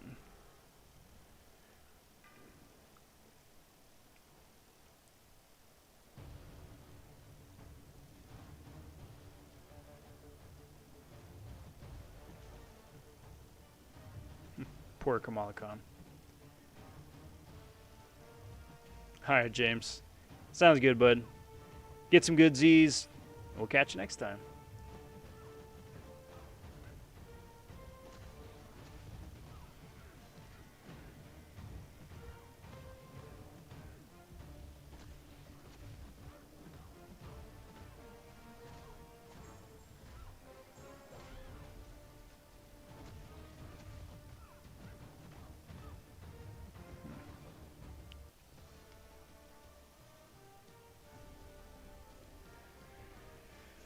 So what's going on, guys? It being Wednesday, middle of the week, we've got the Symbiote Supreme Arena starting up tomorrow.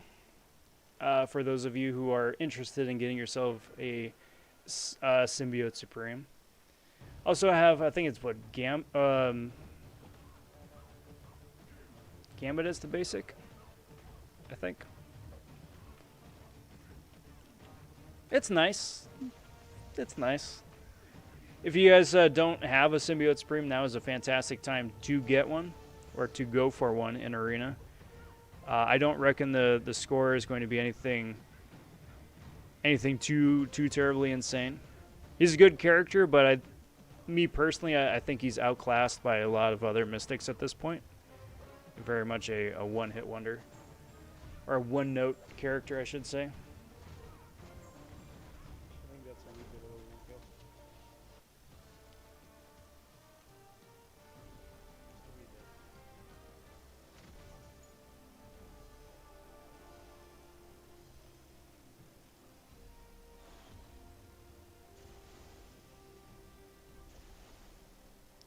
So here we go. Boss Island, finally. Got the choice between Man-Thing, who I'm going to wind up planning to take with Quake later on. Got I-Bomb. And then got a Nova. Nova, who I was planning on using Doom for later on, boosting up and using Doom. But A-Bomb here isn't too bad. He's got a node called Meltdown, which basically means you gotta KO him before the Meltdown hits, or else it's bad times. And then you can't use the same special twice in a row, or else, you wind up getting blasted. Since I've got Hood, it doesn't really matter too terribly much, provided that I'm phasing by the time that detonation happens.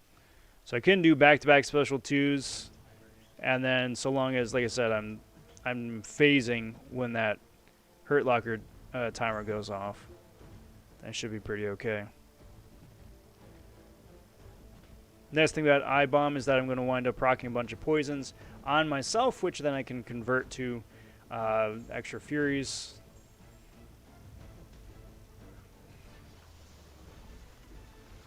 Ideally.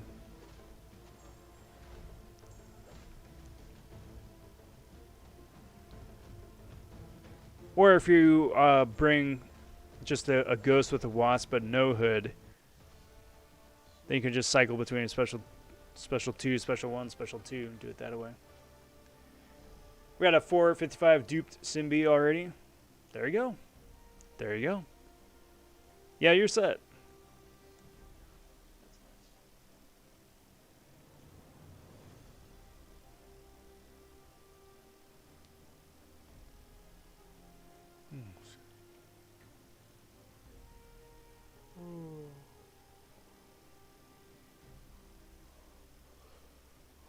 Excuse me.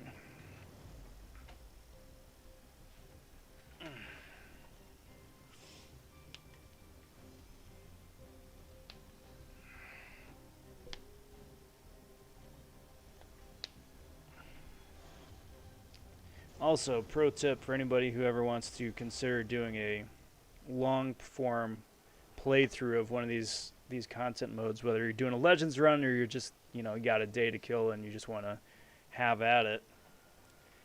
Don't ever forget to just take a second, just stretch. Just stretch. Stretch your hands, massage your hands, your wrists. It helps.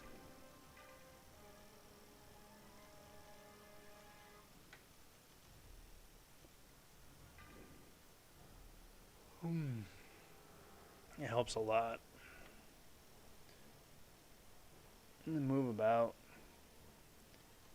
Just take a couple minutes for yourself and then get back into it.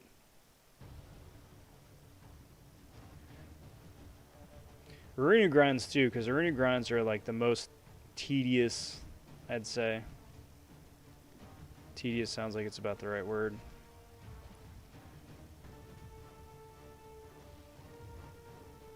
Because for that, especially if you've got a well-developed 5-star roster or 6 and 5 star roster, you know, whatever it is, you very easily could wind up just like sitting in place and just grinding for like 2 hours straight, 3 hours straight, maybe, depending on how far down the whatchamacallit, down the page you wind up scrolling.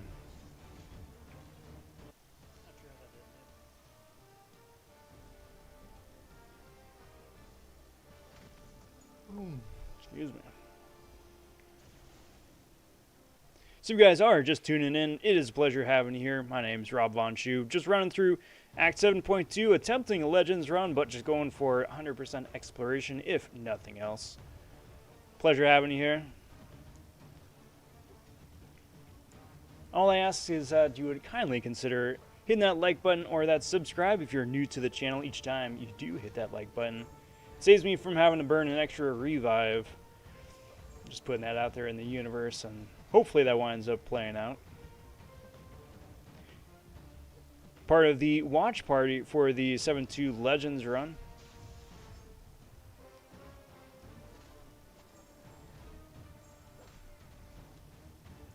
Wound up doing the run a little bit earlier today, but because I didn't have a chance to live stream it, I wound up just recording myself for playing it back now.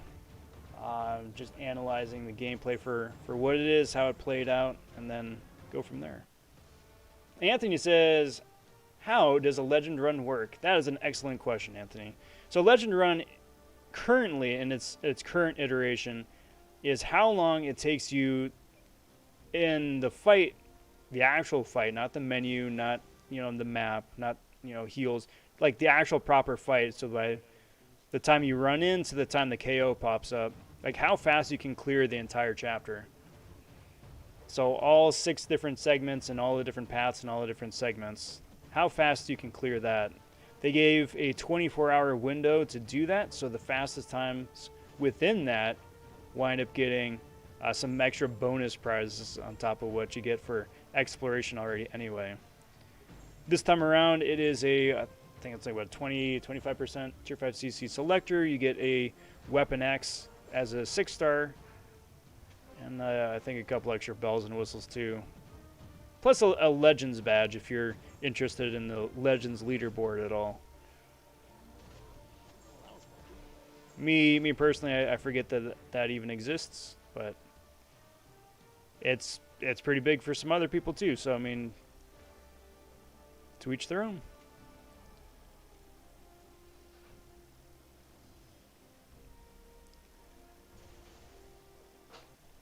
Future Talent says no tech boost. So I wound up running tech boosts for as often as I could. I had all the tech boost maxed out, so I had 4 of the 150s and 3 of the 200s. So I mean, I got one active right there. Perfect timing, actually, bringing it up. But then I also got the 12% special damage increase, which is nice. It's nominal. Something I'm curious about, just asking and want to ask some of the devs behind the scenes, is, so there's diminishing returns, right? If you use a synergy once, you get the full face value. If you use the same synergy twice, you get slightly less return on the second synergy. If you use 3, then the third one is even less so. So my question to them would then be, is if the 12% boost that you put on top of that, is that its own separate thing? Or is that still subject to diminishing returns, just like a synergy? Because if it's diminishing returns, just like a synergy, if you already have a synergy that boosts your special attack, having a 12% attack boost on top of that is not going to do a whole lot for you. Maybe give you like half that if you're lucky. And at that point, is it worth it?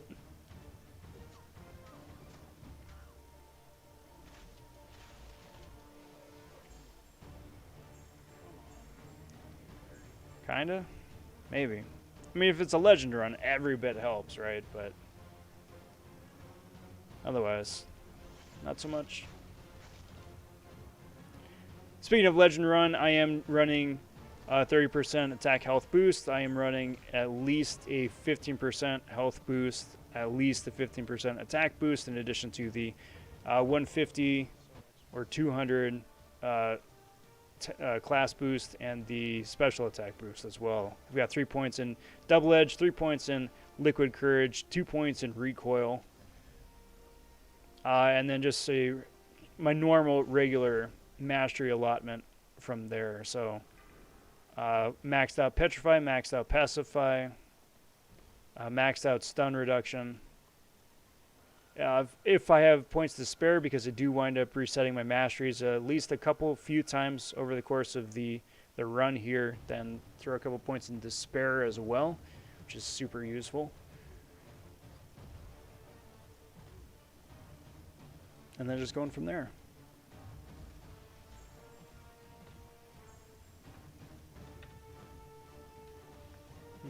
Cheers, everyone.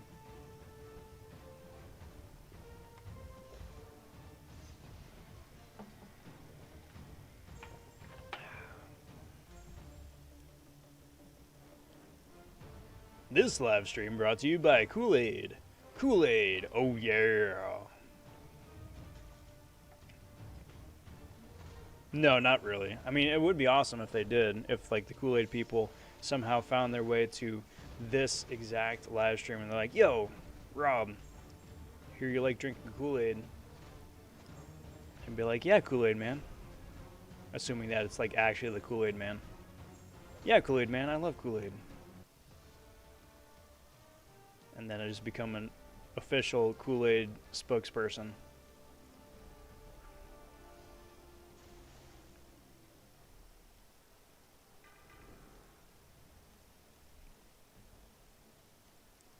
Except by becoming an official Kool-Aid spokesperson, then I'm like, then I gotta say the line every single time. That's my walk-on sound, my walk-on music. Some people have some tunes play, but nah, me, it's like, oh yeah, as I burst through the wall. It's a rather destructive character, isn't he, though?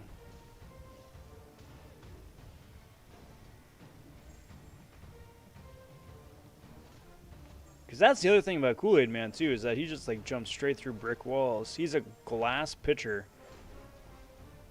with the durability to break through brick walls unscathed.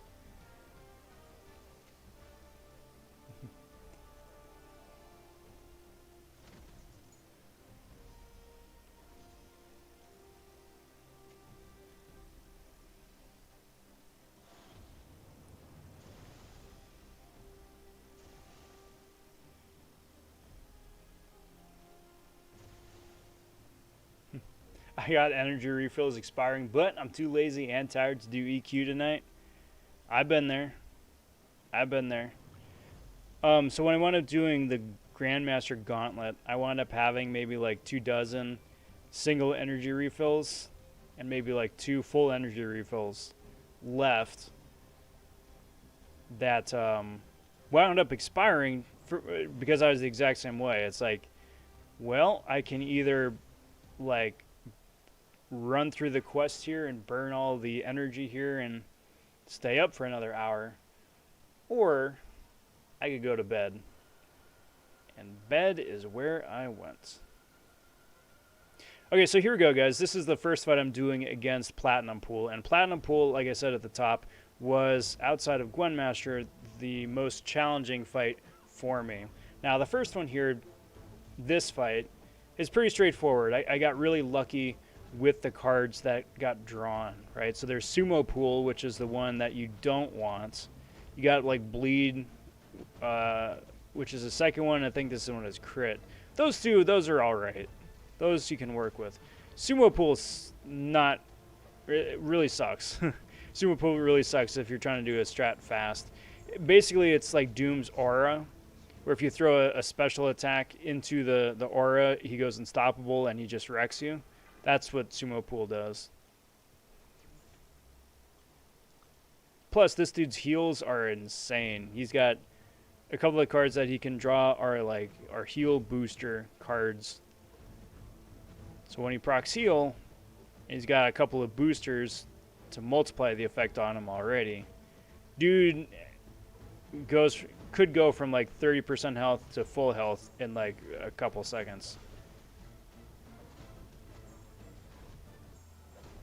But like I said, I mean, he's down right there, and this fight worked out. I got really lucky RNG wise on this one.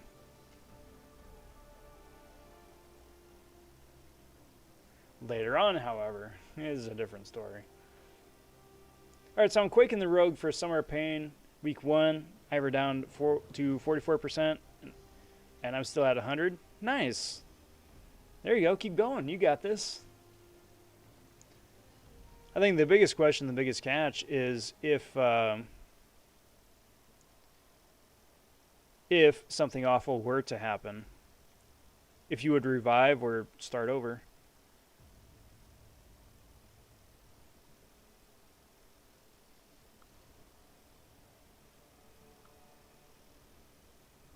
I think it depends. I mean, as nice as it would be to solo, at the same time, one revive on a boss like that, that ain't bad. That ain't bad.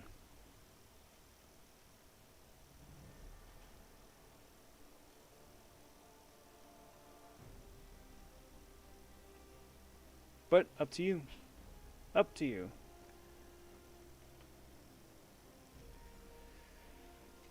It'd be fun to see some of the other solutions that people come up with for some of these Summer of Pain fights. I mean, Quake is a solid option. She-Hulk is a solid option. Sorcerer Supreme is a solid option. A couple other slow champions out there. A couple of other just ability accuracy champions. Little this, little that.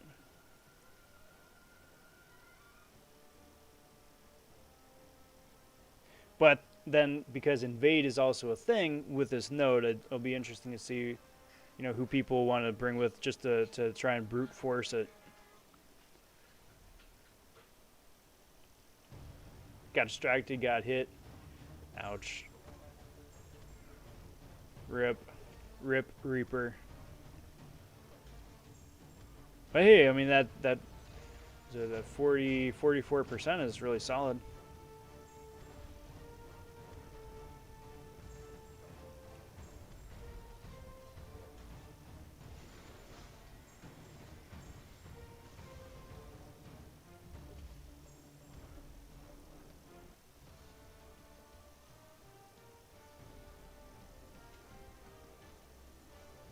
So here's my squad going into the final path here. I've got Doom. I've got Reed for synergy with Doom. I've got a second Doom for added synergy. I've got a Nihilus who boosts Doom. And then we've got Torch here specifically for the Mephisto fight. Now what I should have done going into this fight is to Nova, because this is the only fight I'm using Torch for on this path. Live and learn, I guess, right?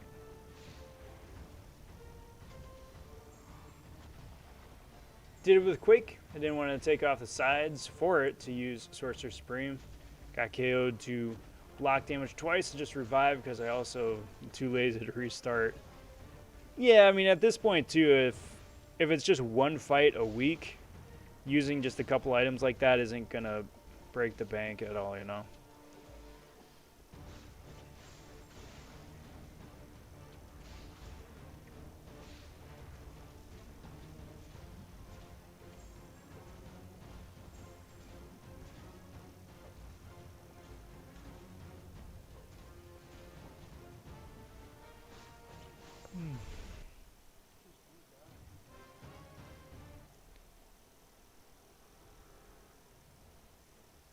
So I decided to force quit, or not force quit, to just quit out of there, just because I think the recoil was going to wind up doing me in.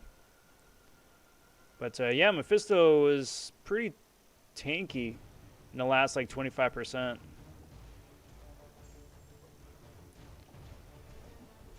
Sinners didn't seem to be doing a whole lot of damage. any damage. Which is another dumb reason why I should have just Nova'd from the start, because then the Nova Flames would be doing damage, whereas normal ones don't, because Mephisto. Because Mephisto.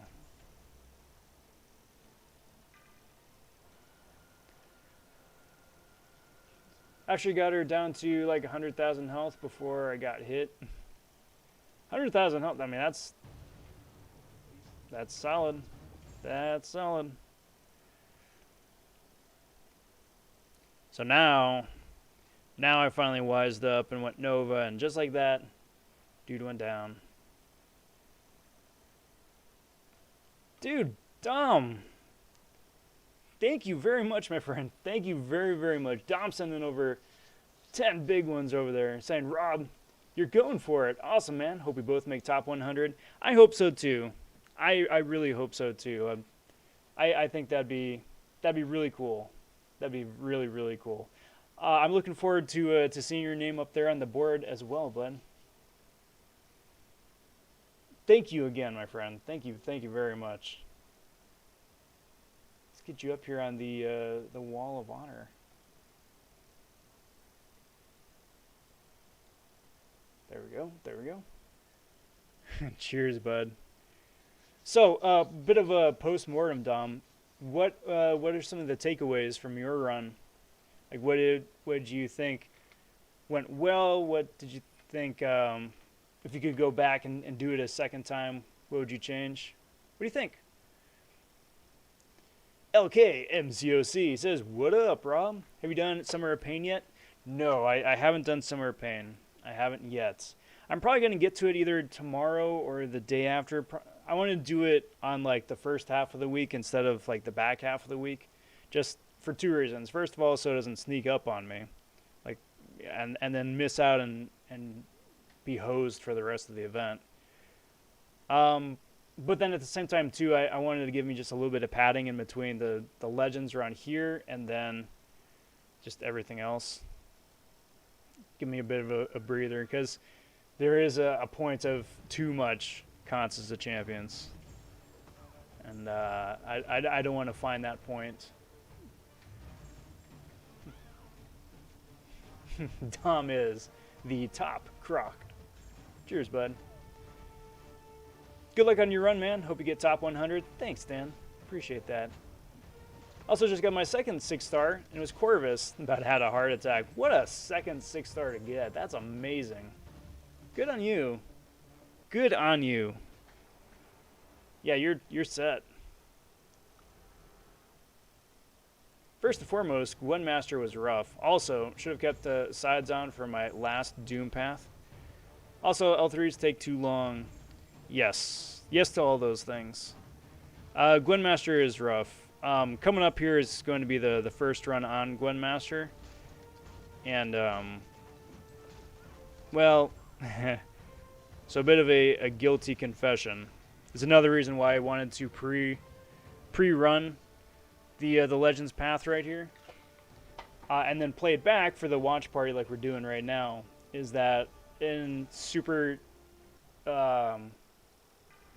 interesting fights like that, I get to be a wee bit testy, and it's more fun to watch the stream this side of it when I'm not testy anymore, instead of just projecting all that testiness out there. So GWENMASTER fight was very challenging, not least of which was entirely my fault. It's mostly my fault, but it's also because it's bugged as heck.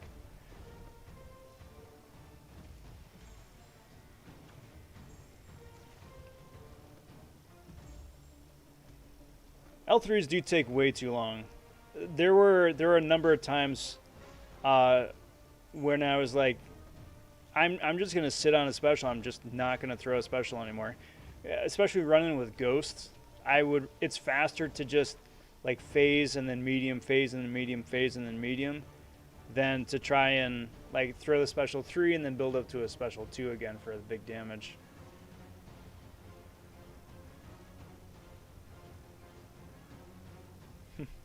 So that one right there, just barely squeaking by on that Saber, man.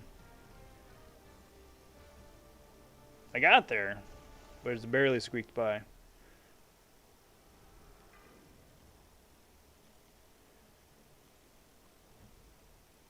I honestly think I could have done it better if I was more relaxed in the early hours. I was super nervous when I started, making silly mistakes. Got worse when lots of people were watching. Yep. Yep. I know that feels. I know that feels.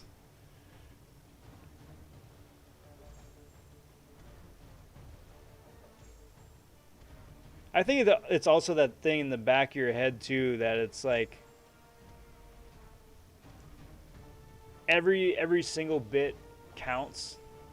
Every um, every interaction, every fight counts. Every bit adds up after a while too. So it's like you make a mistake here, that's fine. You make a mistake there, it's like, all right, well, no, that's two mistakes. Do that a couple more times, and you're like, well, now we're starting to cost some serious time.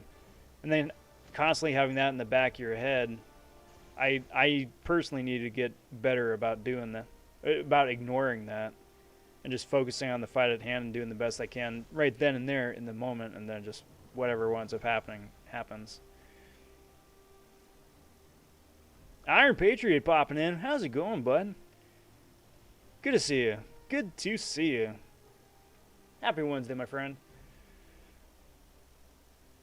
L3s were definitely my biggest time waster in 7-1. Managed it a bit better this time.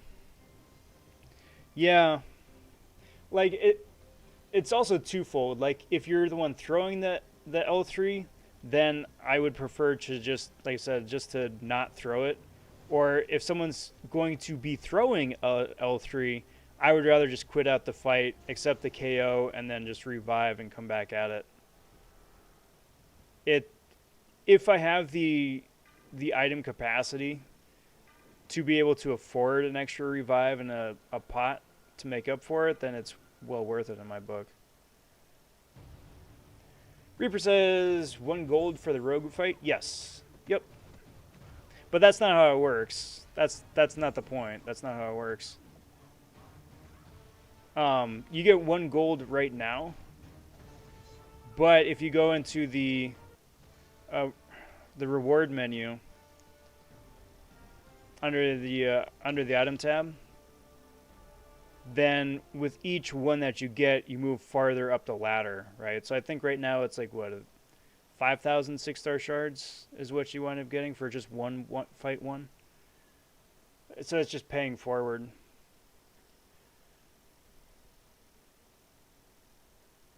So here's my strategy going into the Gwen fight, right? And it's really nice that you could wind up swapping in 2 champions instead of just 1. So first round I wound up swapping in Stealthy, and then the second round I wound up swapping in Electro. Electro winds up boosting Stealthy's abilities by, I think, 15%, something like that, which ain't shabby. And then just going to town.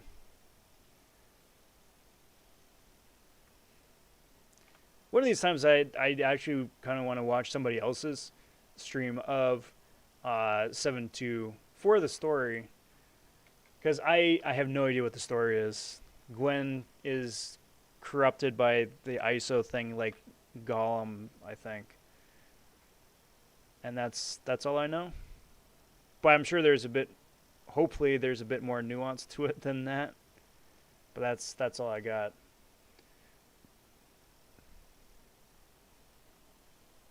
I had seen a number of Gwen fights before this, so I kind of knew what to expect with their different phases. Each phase is based off of a different champion from each of the different classes. There's the Emma Frost phase, the Killmonger phase, the Invisible Woman phase, the Arcus phase, basically, and then a tech phase.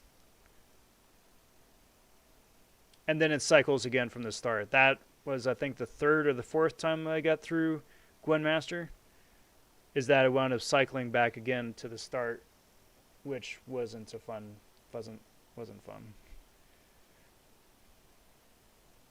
Sergio says, hello there. What up, Sergio?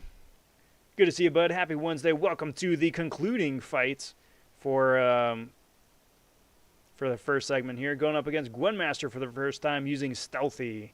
And me being bright-eyed, bushy-tailed, and having no idea how interesting this fight is going to wind up playing out. Seeing people do like quick 3, 4, 5 minute solos, I'm like, yeah, I can do a 3, 4, 5 minute solo. It was not a 3, 4, 5 minute solo, guys.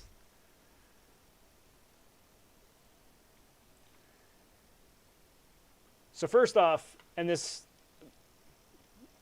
rewatching the footage here, it is my own, definitely my own fault. I'm not great at light intercepting or dashback intercepting.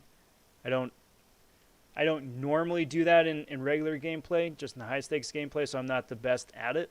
So I'm eating a number of that here, and that would have helped things considerably. I've got full damage masteries on right now, so each time I wind up throwing one of my specials, that is a significant amount of damage.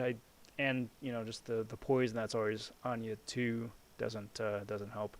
The idea here is that you want to dex out of the way of her inverted control GWENMASTER or Gwen specials, right? Punish that, and you want to build up 4 prowess on Gwen by doing that. By the time the timer expires, the timer being the one closest to the profile pick, right? So it's like, I don't know, a minute maybe, something like that. So you got to throw 4 specials within that time frame, and then you got to dex around the inverted controls, punish, and this, that, and the other. You can parry, which works. However, because she's so tanky and Stealthy so squishy, if you parry a number of times, that's going to wind up severely eating down your health. And there's a lot of Gwen to get through, so that's not the best of ideas. Me still figuring out how the prowess is applied because I'm an idiot. Have my special 2 built up, which is 2 specials that I wound up being 1, and that's not great. It's a second prowess right there. I'm running out of time. This ain't looking great. Even if by still dexing all those inverted specials, this round is basically null. Happy day indeed, says Sergio. Pulled Mole Man, Black Widow, or White Widow, and Space Ghost from the Gauntlet rewards. That is a happy day. Big congrats to you for that. Big congrats to you for that. 3 solid God tiers.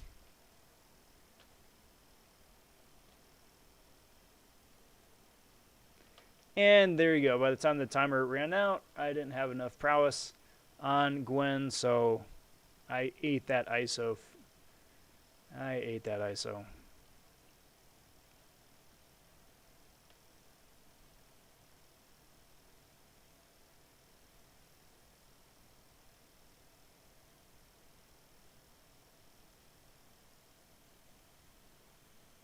Oh, see, I even misspoke. Good Lord. You need to just push her to 1 full bar of power. That's why I was getting it conflated.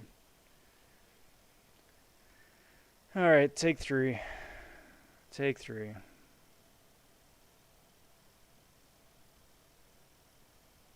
And then as soon as you succeed in the challenge and the prompt, dexing out of the way of her special 1 while she's got 4 prowess active, then she immediately gets pushed to a special 2, which is great. She pops out the isosphere, and then damages herself a little bit.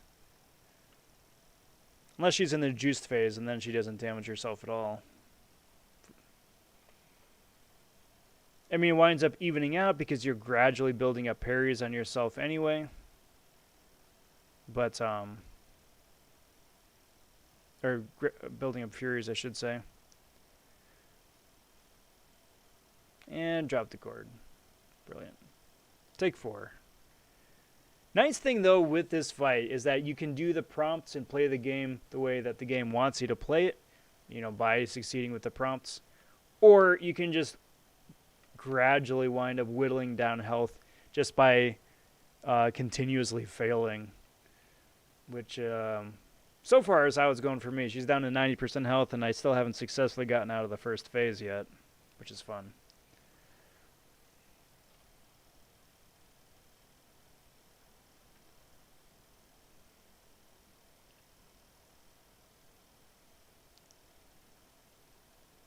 I think the hardest part about phase 1, 2, or phase 1 as well, is to unlearn just the muscle memory for dexing Gwen at this point.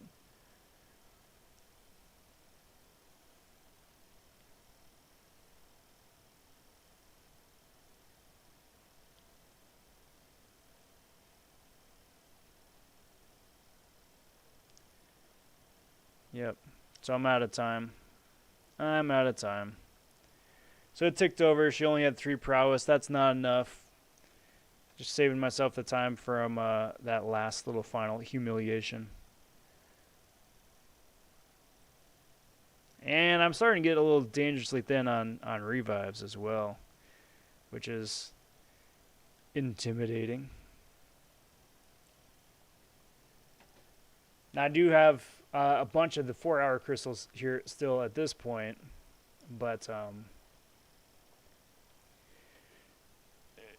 drop rates for revives aren't super great. So you can open up like 20 or 50 of the 4-hour crystals and maybe get like 1 revive, maybe 2. Got clipped right there. That's wonderful.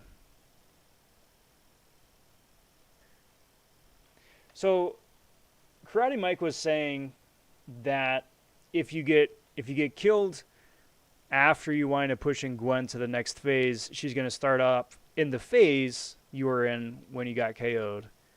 However, if you quit, then it starts you back over from the beginning, which I thought was interesting. That wasn't my experience, actually, so I don't know why that was doing it that way for him. And there we go. Another fail. Only 3 prowess. And that's the thing, too, because like if you play cautiously with this match in the least bit, you know, or if she turtles up and doesn't throw her special, then you're going to run out of time. The timer, far and away, is the worst part about this match.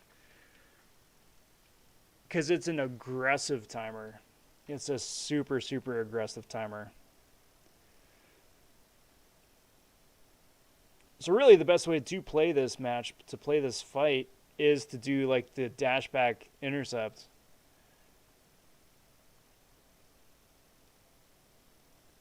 Just to build up as much power in there as you can.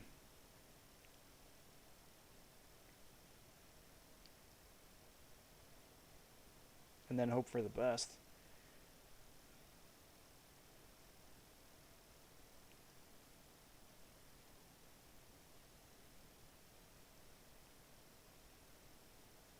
So it's like, all right. Again, there we got 2 bars of prowess. Eat a special. Not dead yet. Not dead yet. Should be getting pretty close to a 3rd. Yep. So there's 3. I'm at like, what, 10% health? Yep. I still got plenty of time on the timer.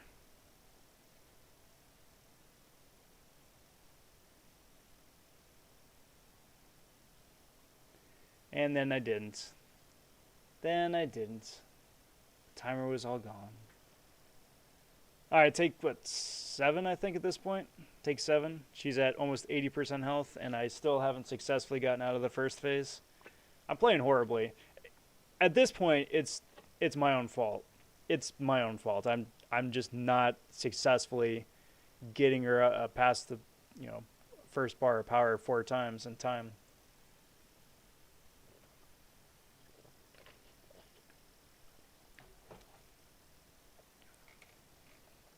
I'm getting better because at least I'm not like choking on the inverted controls as badly anymore, which is nice.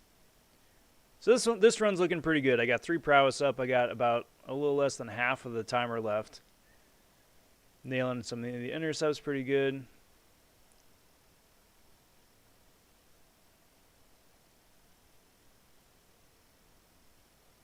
Still got plenty of time. There we go. She's got 4 prowess.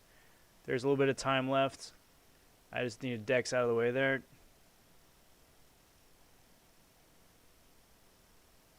And there we go. Successfully out of the first phase. Finally. Sweet. Now it's on to the Killmonger phase. And the Killmonger phase is that's basically you got to intercept her. You got to intercept her and hit her 60 times to break out of this phase. Because it's Killmonger, she goes unstoppable if you hit into her block. Because if she throws a special, it's also Killmonger with the reverb. So if you throw a special into her after she threw her special one, that all gets reflected back at you, and that's just bad times. But I mean, since I was doing the light intercepts to begin with in the first place, then this is a little bit better this time. It's a little bit better. Wound up choking the first time there, however,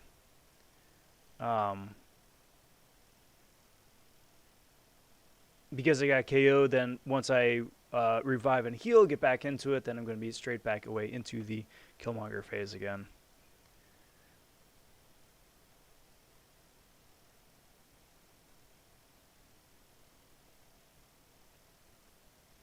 Getting better with those light intercepts. That's that unstoppable I was talking about.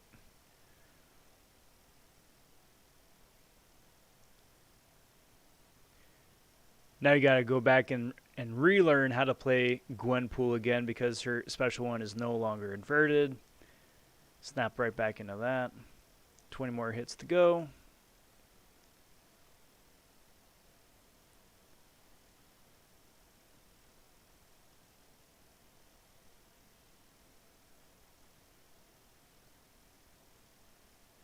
And we'll see. I got 10 more hits to go, so that's why I'm playing a little bit more cautiously. I still got so much time left on the clock.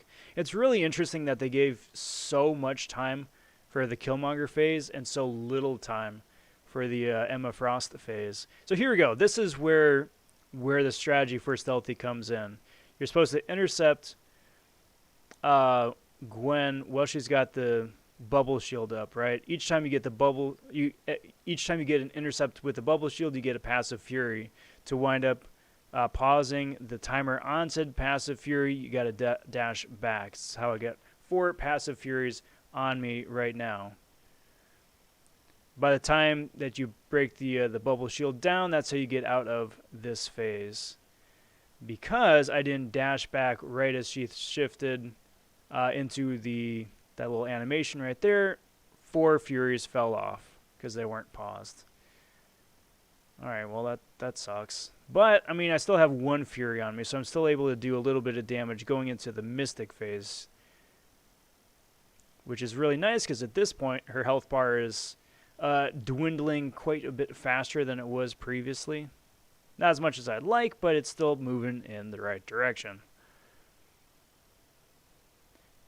Now the Mystic phase here, this is where things get jacked with Stealthy. If I'm playing it straight, if I'm playing it right, you're supposed to knock her down 4 different ways. You're supposed to knock her down with the heavy, you're supposed to knock her down with a special 1, a special 2, and a special 3. Each time you knock her down, you get an energized buff, which gets you closer and faster to, throwing the next special attack. The problem is with Stealthy, and I didn't know this going into it, Stealthy's bugged. You can heavy, you can special 1, you can special 3, but you cannot special 2. Game doesn't register it for whatever reason. I don't know why. So I got KO'd right there, so that's what I got to do coming back into it because my Furies are gone now. Special 1, special 2, special 3, and a heavy. And it's going to take me a couple different iterations throwing said special 2 to realize this because I didn't know. I didn't know, so I'm just wasting time at this point. Jacob popping in and saying, "What's up, Paul?" What up, Jacob?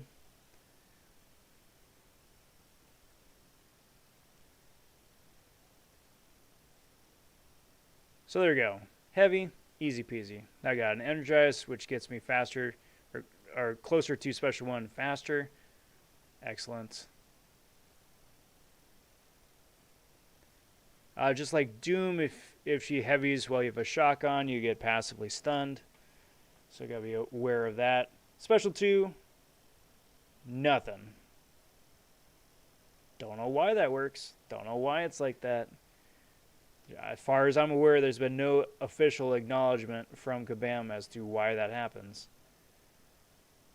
I think it's part of me, like with my conspiracy theory, thinks that it's something that they're intentionally leaving in because Stealthy's interaction with the Fury was an unintentional interaction. Like they didn't realize or didn't plan on Stealthy being able to keep the Furies up for as long as he was able to. So the fact that his special 2 is bugged is kind of like a balance in their eyes.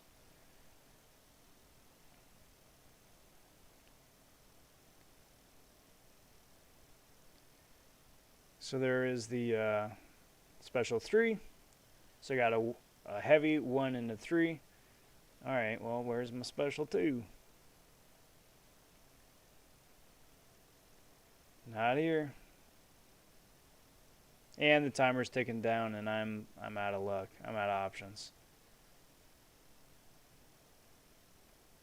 And of course that's gonna do me in.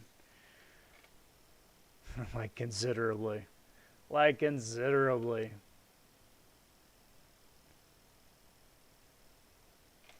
But I give it one more shot. Because why would Stealthy be broken and nobody else?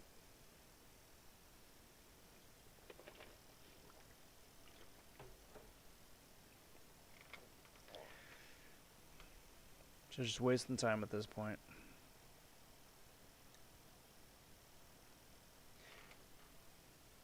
That being said, I mean, Stealthy's interaction with those passive Furies in the Invisible Woman phase is fantastic. That is basically how you turn every path into juiced. Juiced being the one node where you wind up gradually building up Furies the longer the fight winds up going on, so you wind up doing bigger and bigger damage.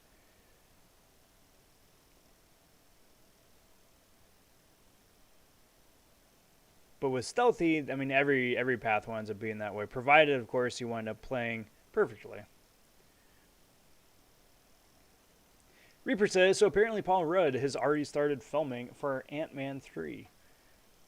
Cool. I'm looking forward to it. AC says, it's still going. Dang. It is. It is. Just got to get the GWENMASTER fight here down, and then we'll be good to go. But very, very early good morning to AC. Or late. It's a late, early part of the mid-morning, I guess.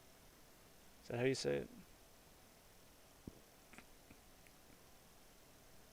I suppose it depends on a certain point of view. So I'm giving this one more go with a special 2. There's no reason why it shouldn't work. Except right there, it did.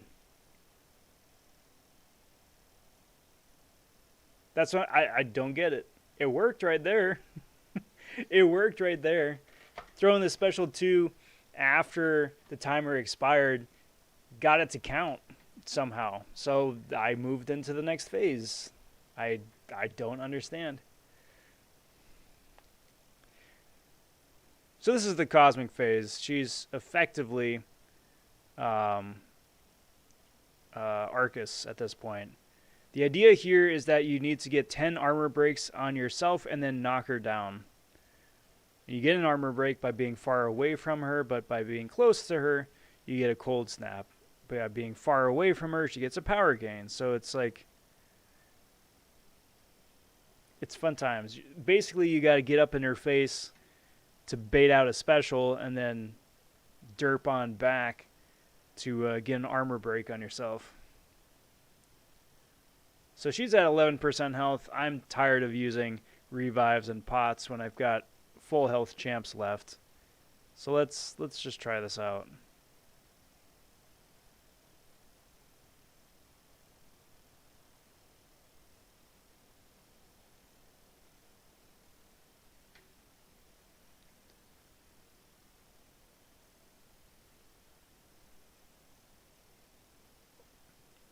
So I got my back up against the wall, but I got 6 armor breaks on me, which is pretty nice. 7 now. But I gotta get her off of me because that cold snap is really gonna hurt after a while. And if she's right up in my business, then I don't get those nice armor breaks anymore.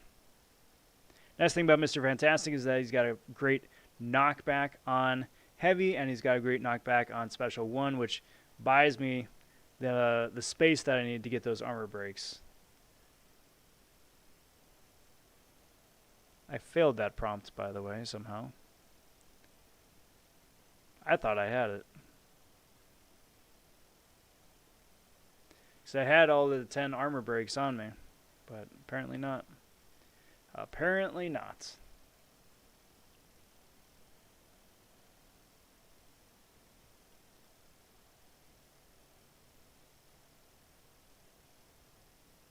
And there's that cold snap. Almost there. She's almost down. And now I'm getting frustrated because it's 14% health, which is a huge amount of health for this champion. But I'm running out of items for right now. You gotta re-up in between sessions.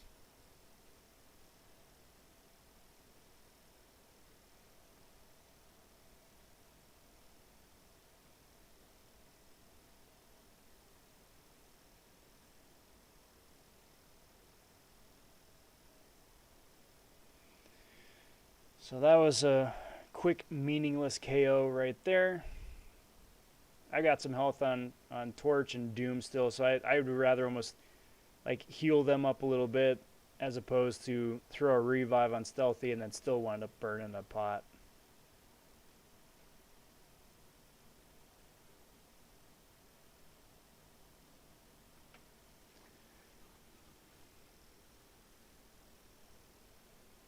And me thinking that Torch is cold snap immune. He's not. Game lagging a bit right there. That's fun.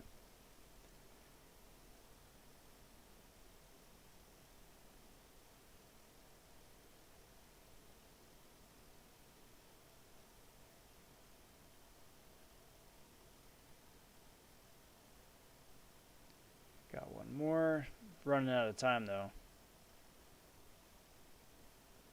Running out of time. There's the 10.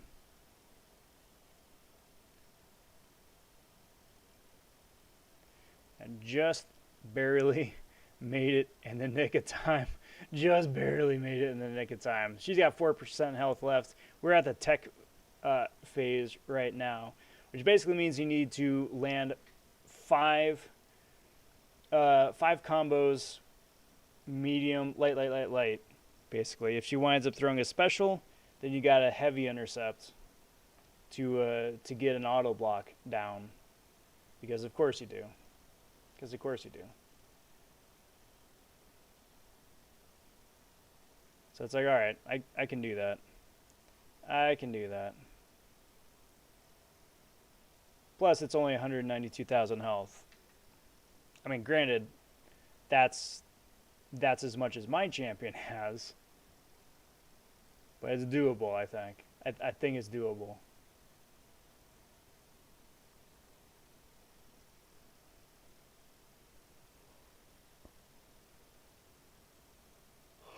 Excuse me.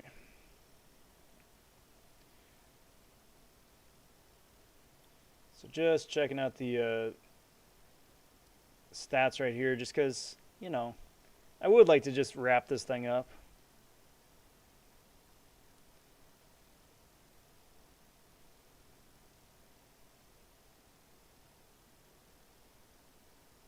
I mean, preferably, right?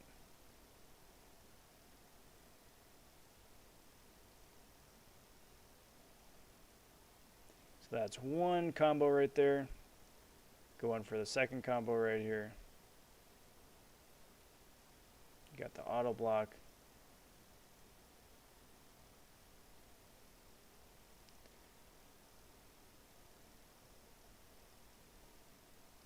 More lag. Love it. Come on now.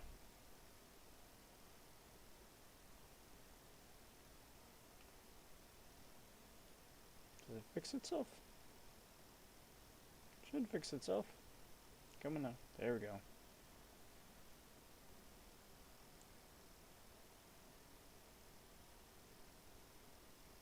Second combo. Third combo. 3 more to go.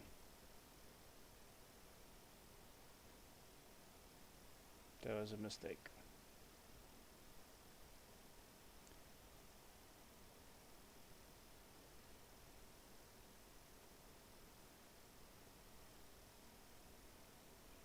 Now, why that happened right there, I don't know. I don't know why she auto-blocked. I don't know why she auto-blocked. She didn't have the armor up active. The armor up that she gets when she throws the special, it was not active. So I don't know why it was there. I don't know. But that's an extra revive I gotta throw at it. For 4% health, 5% health. But she's this close. She's this close.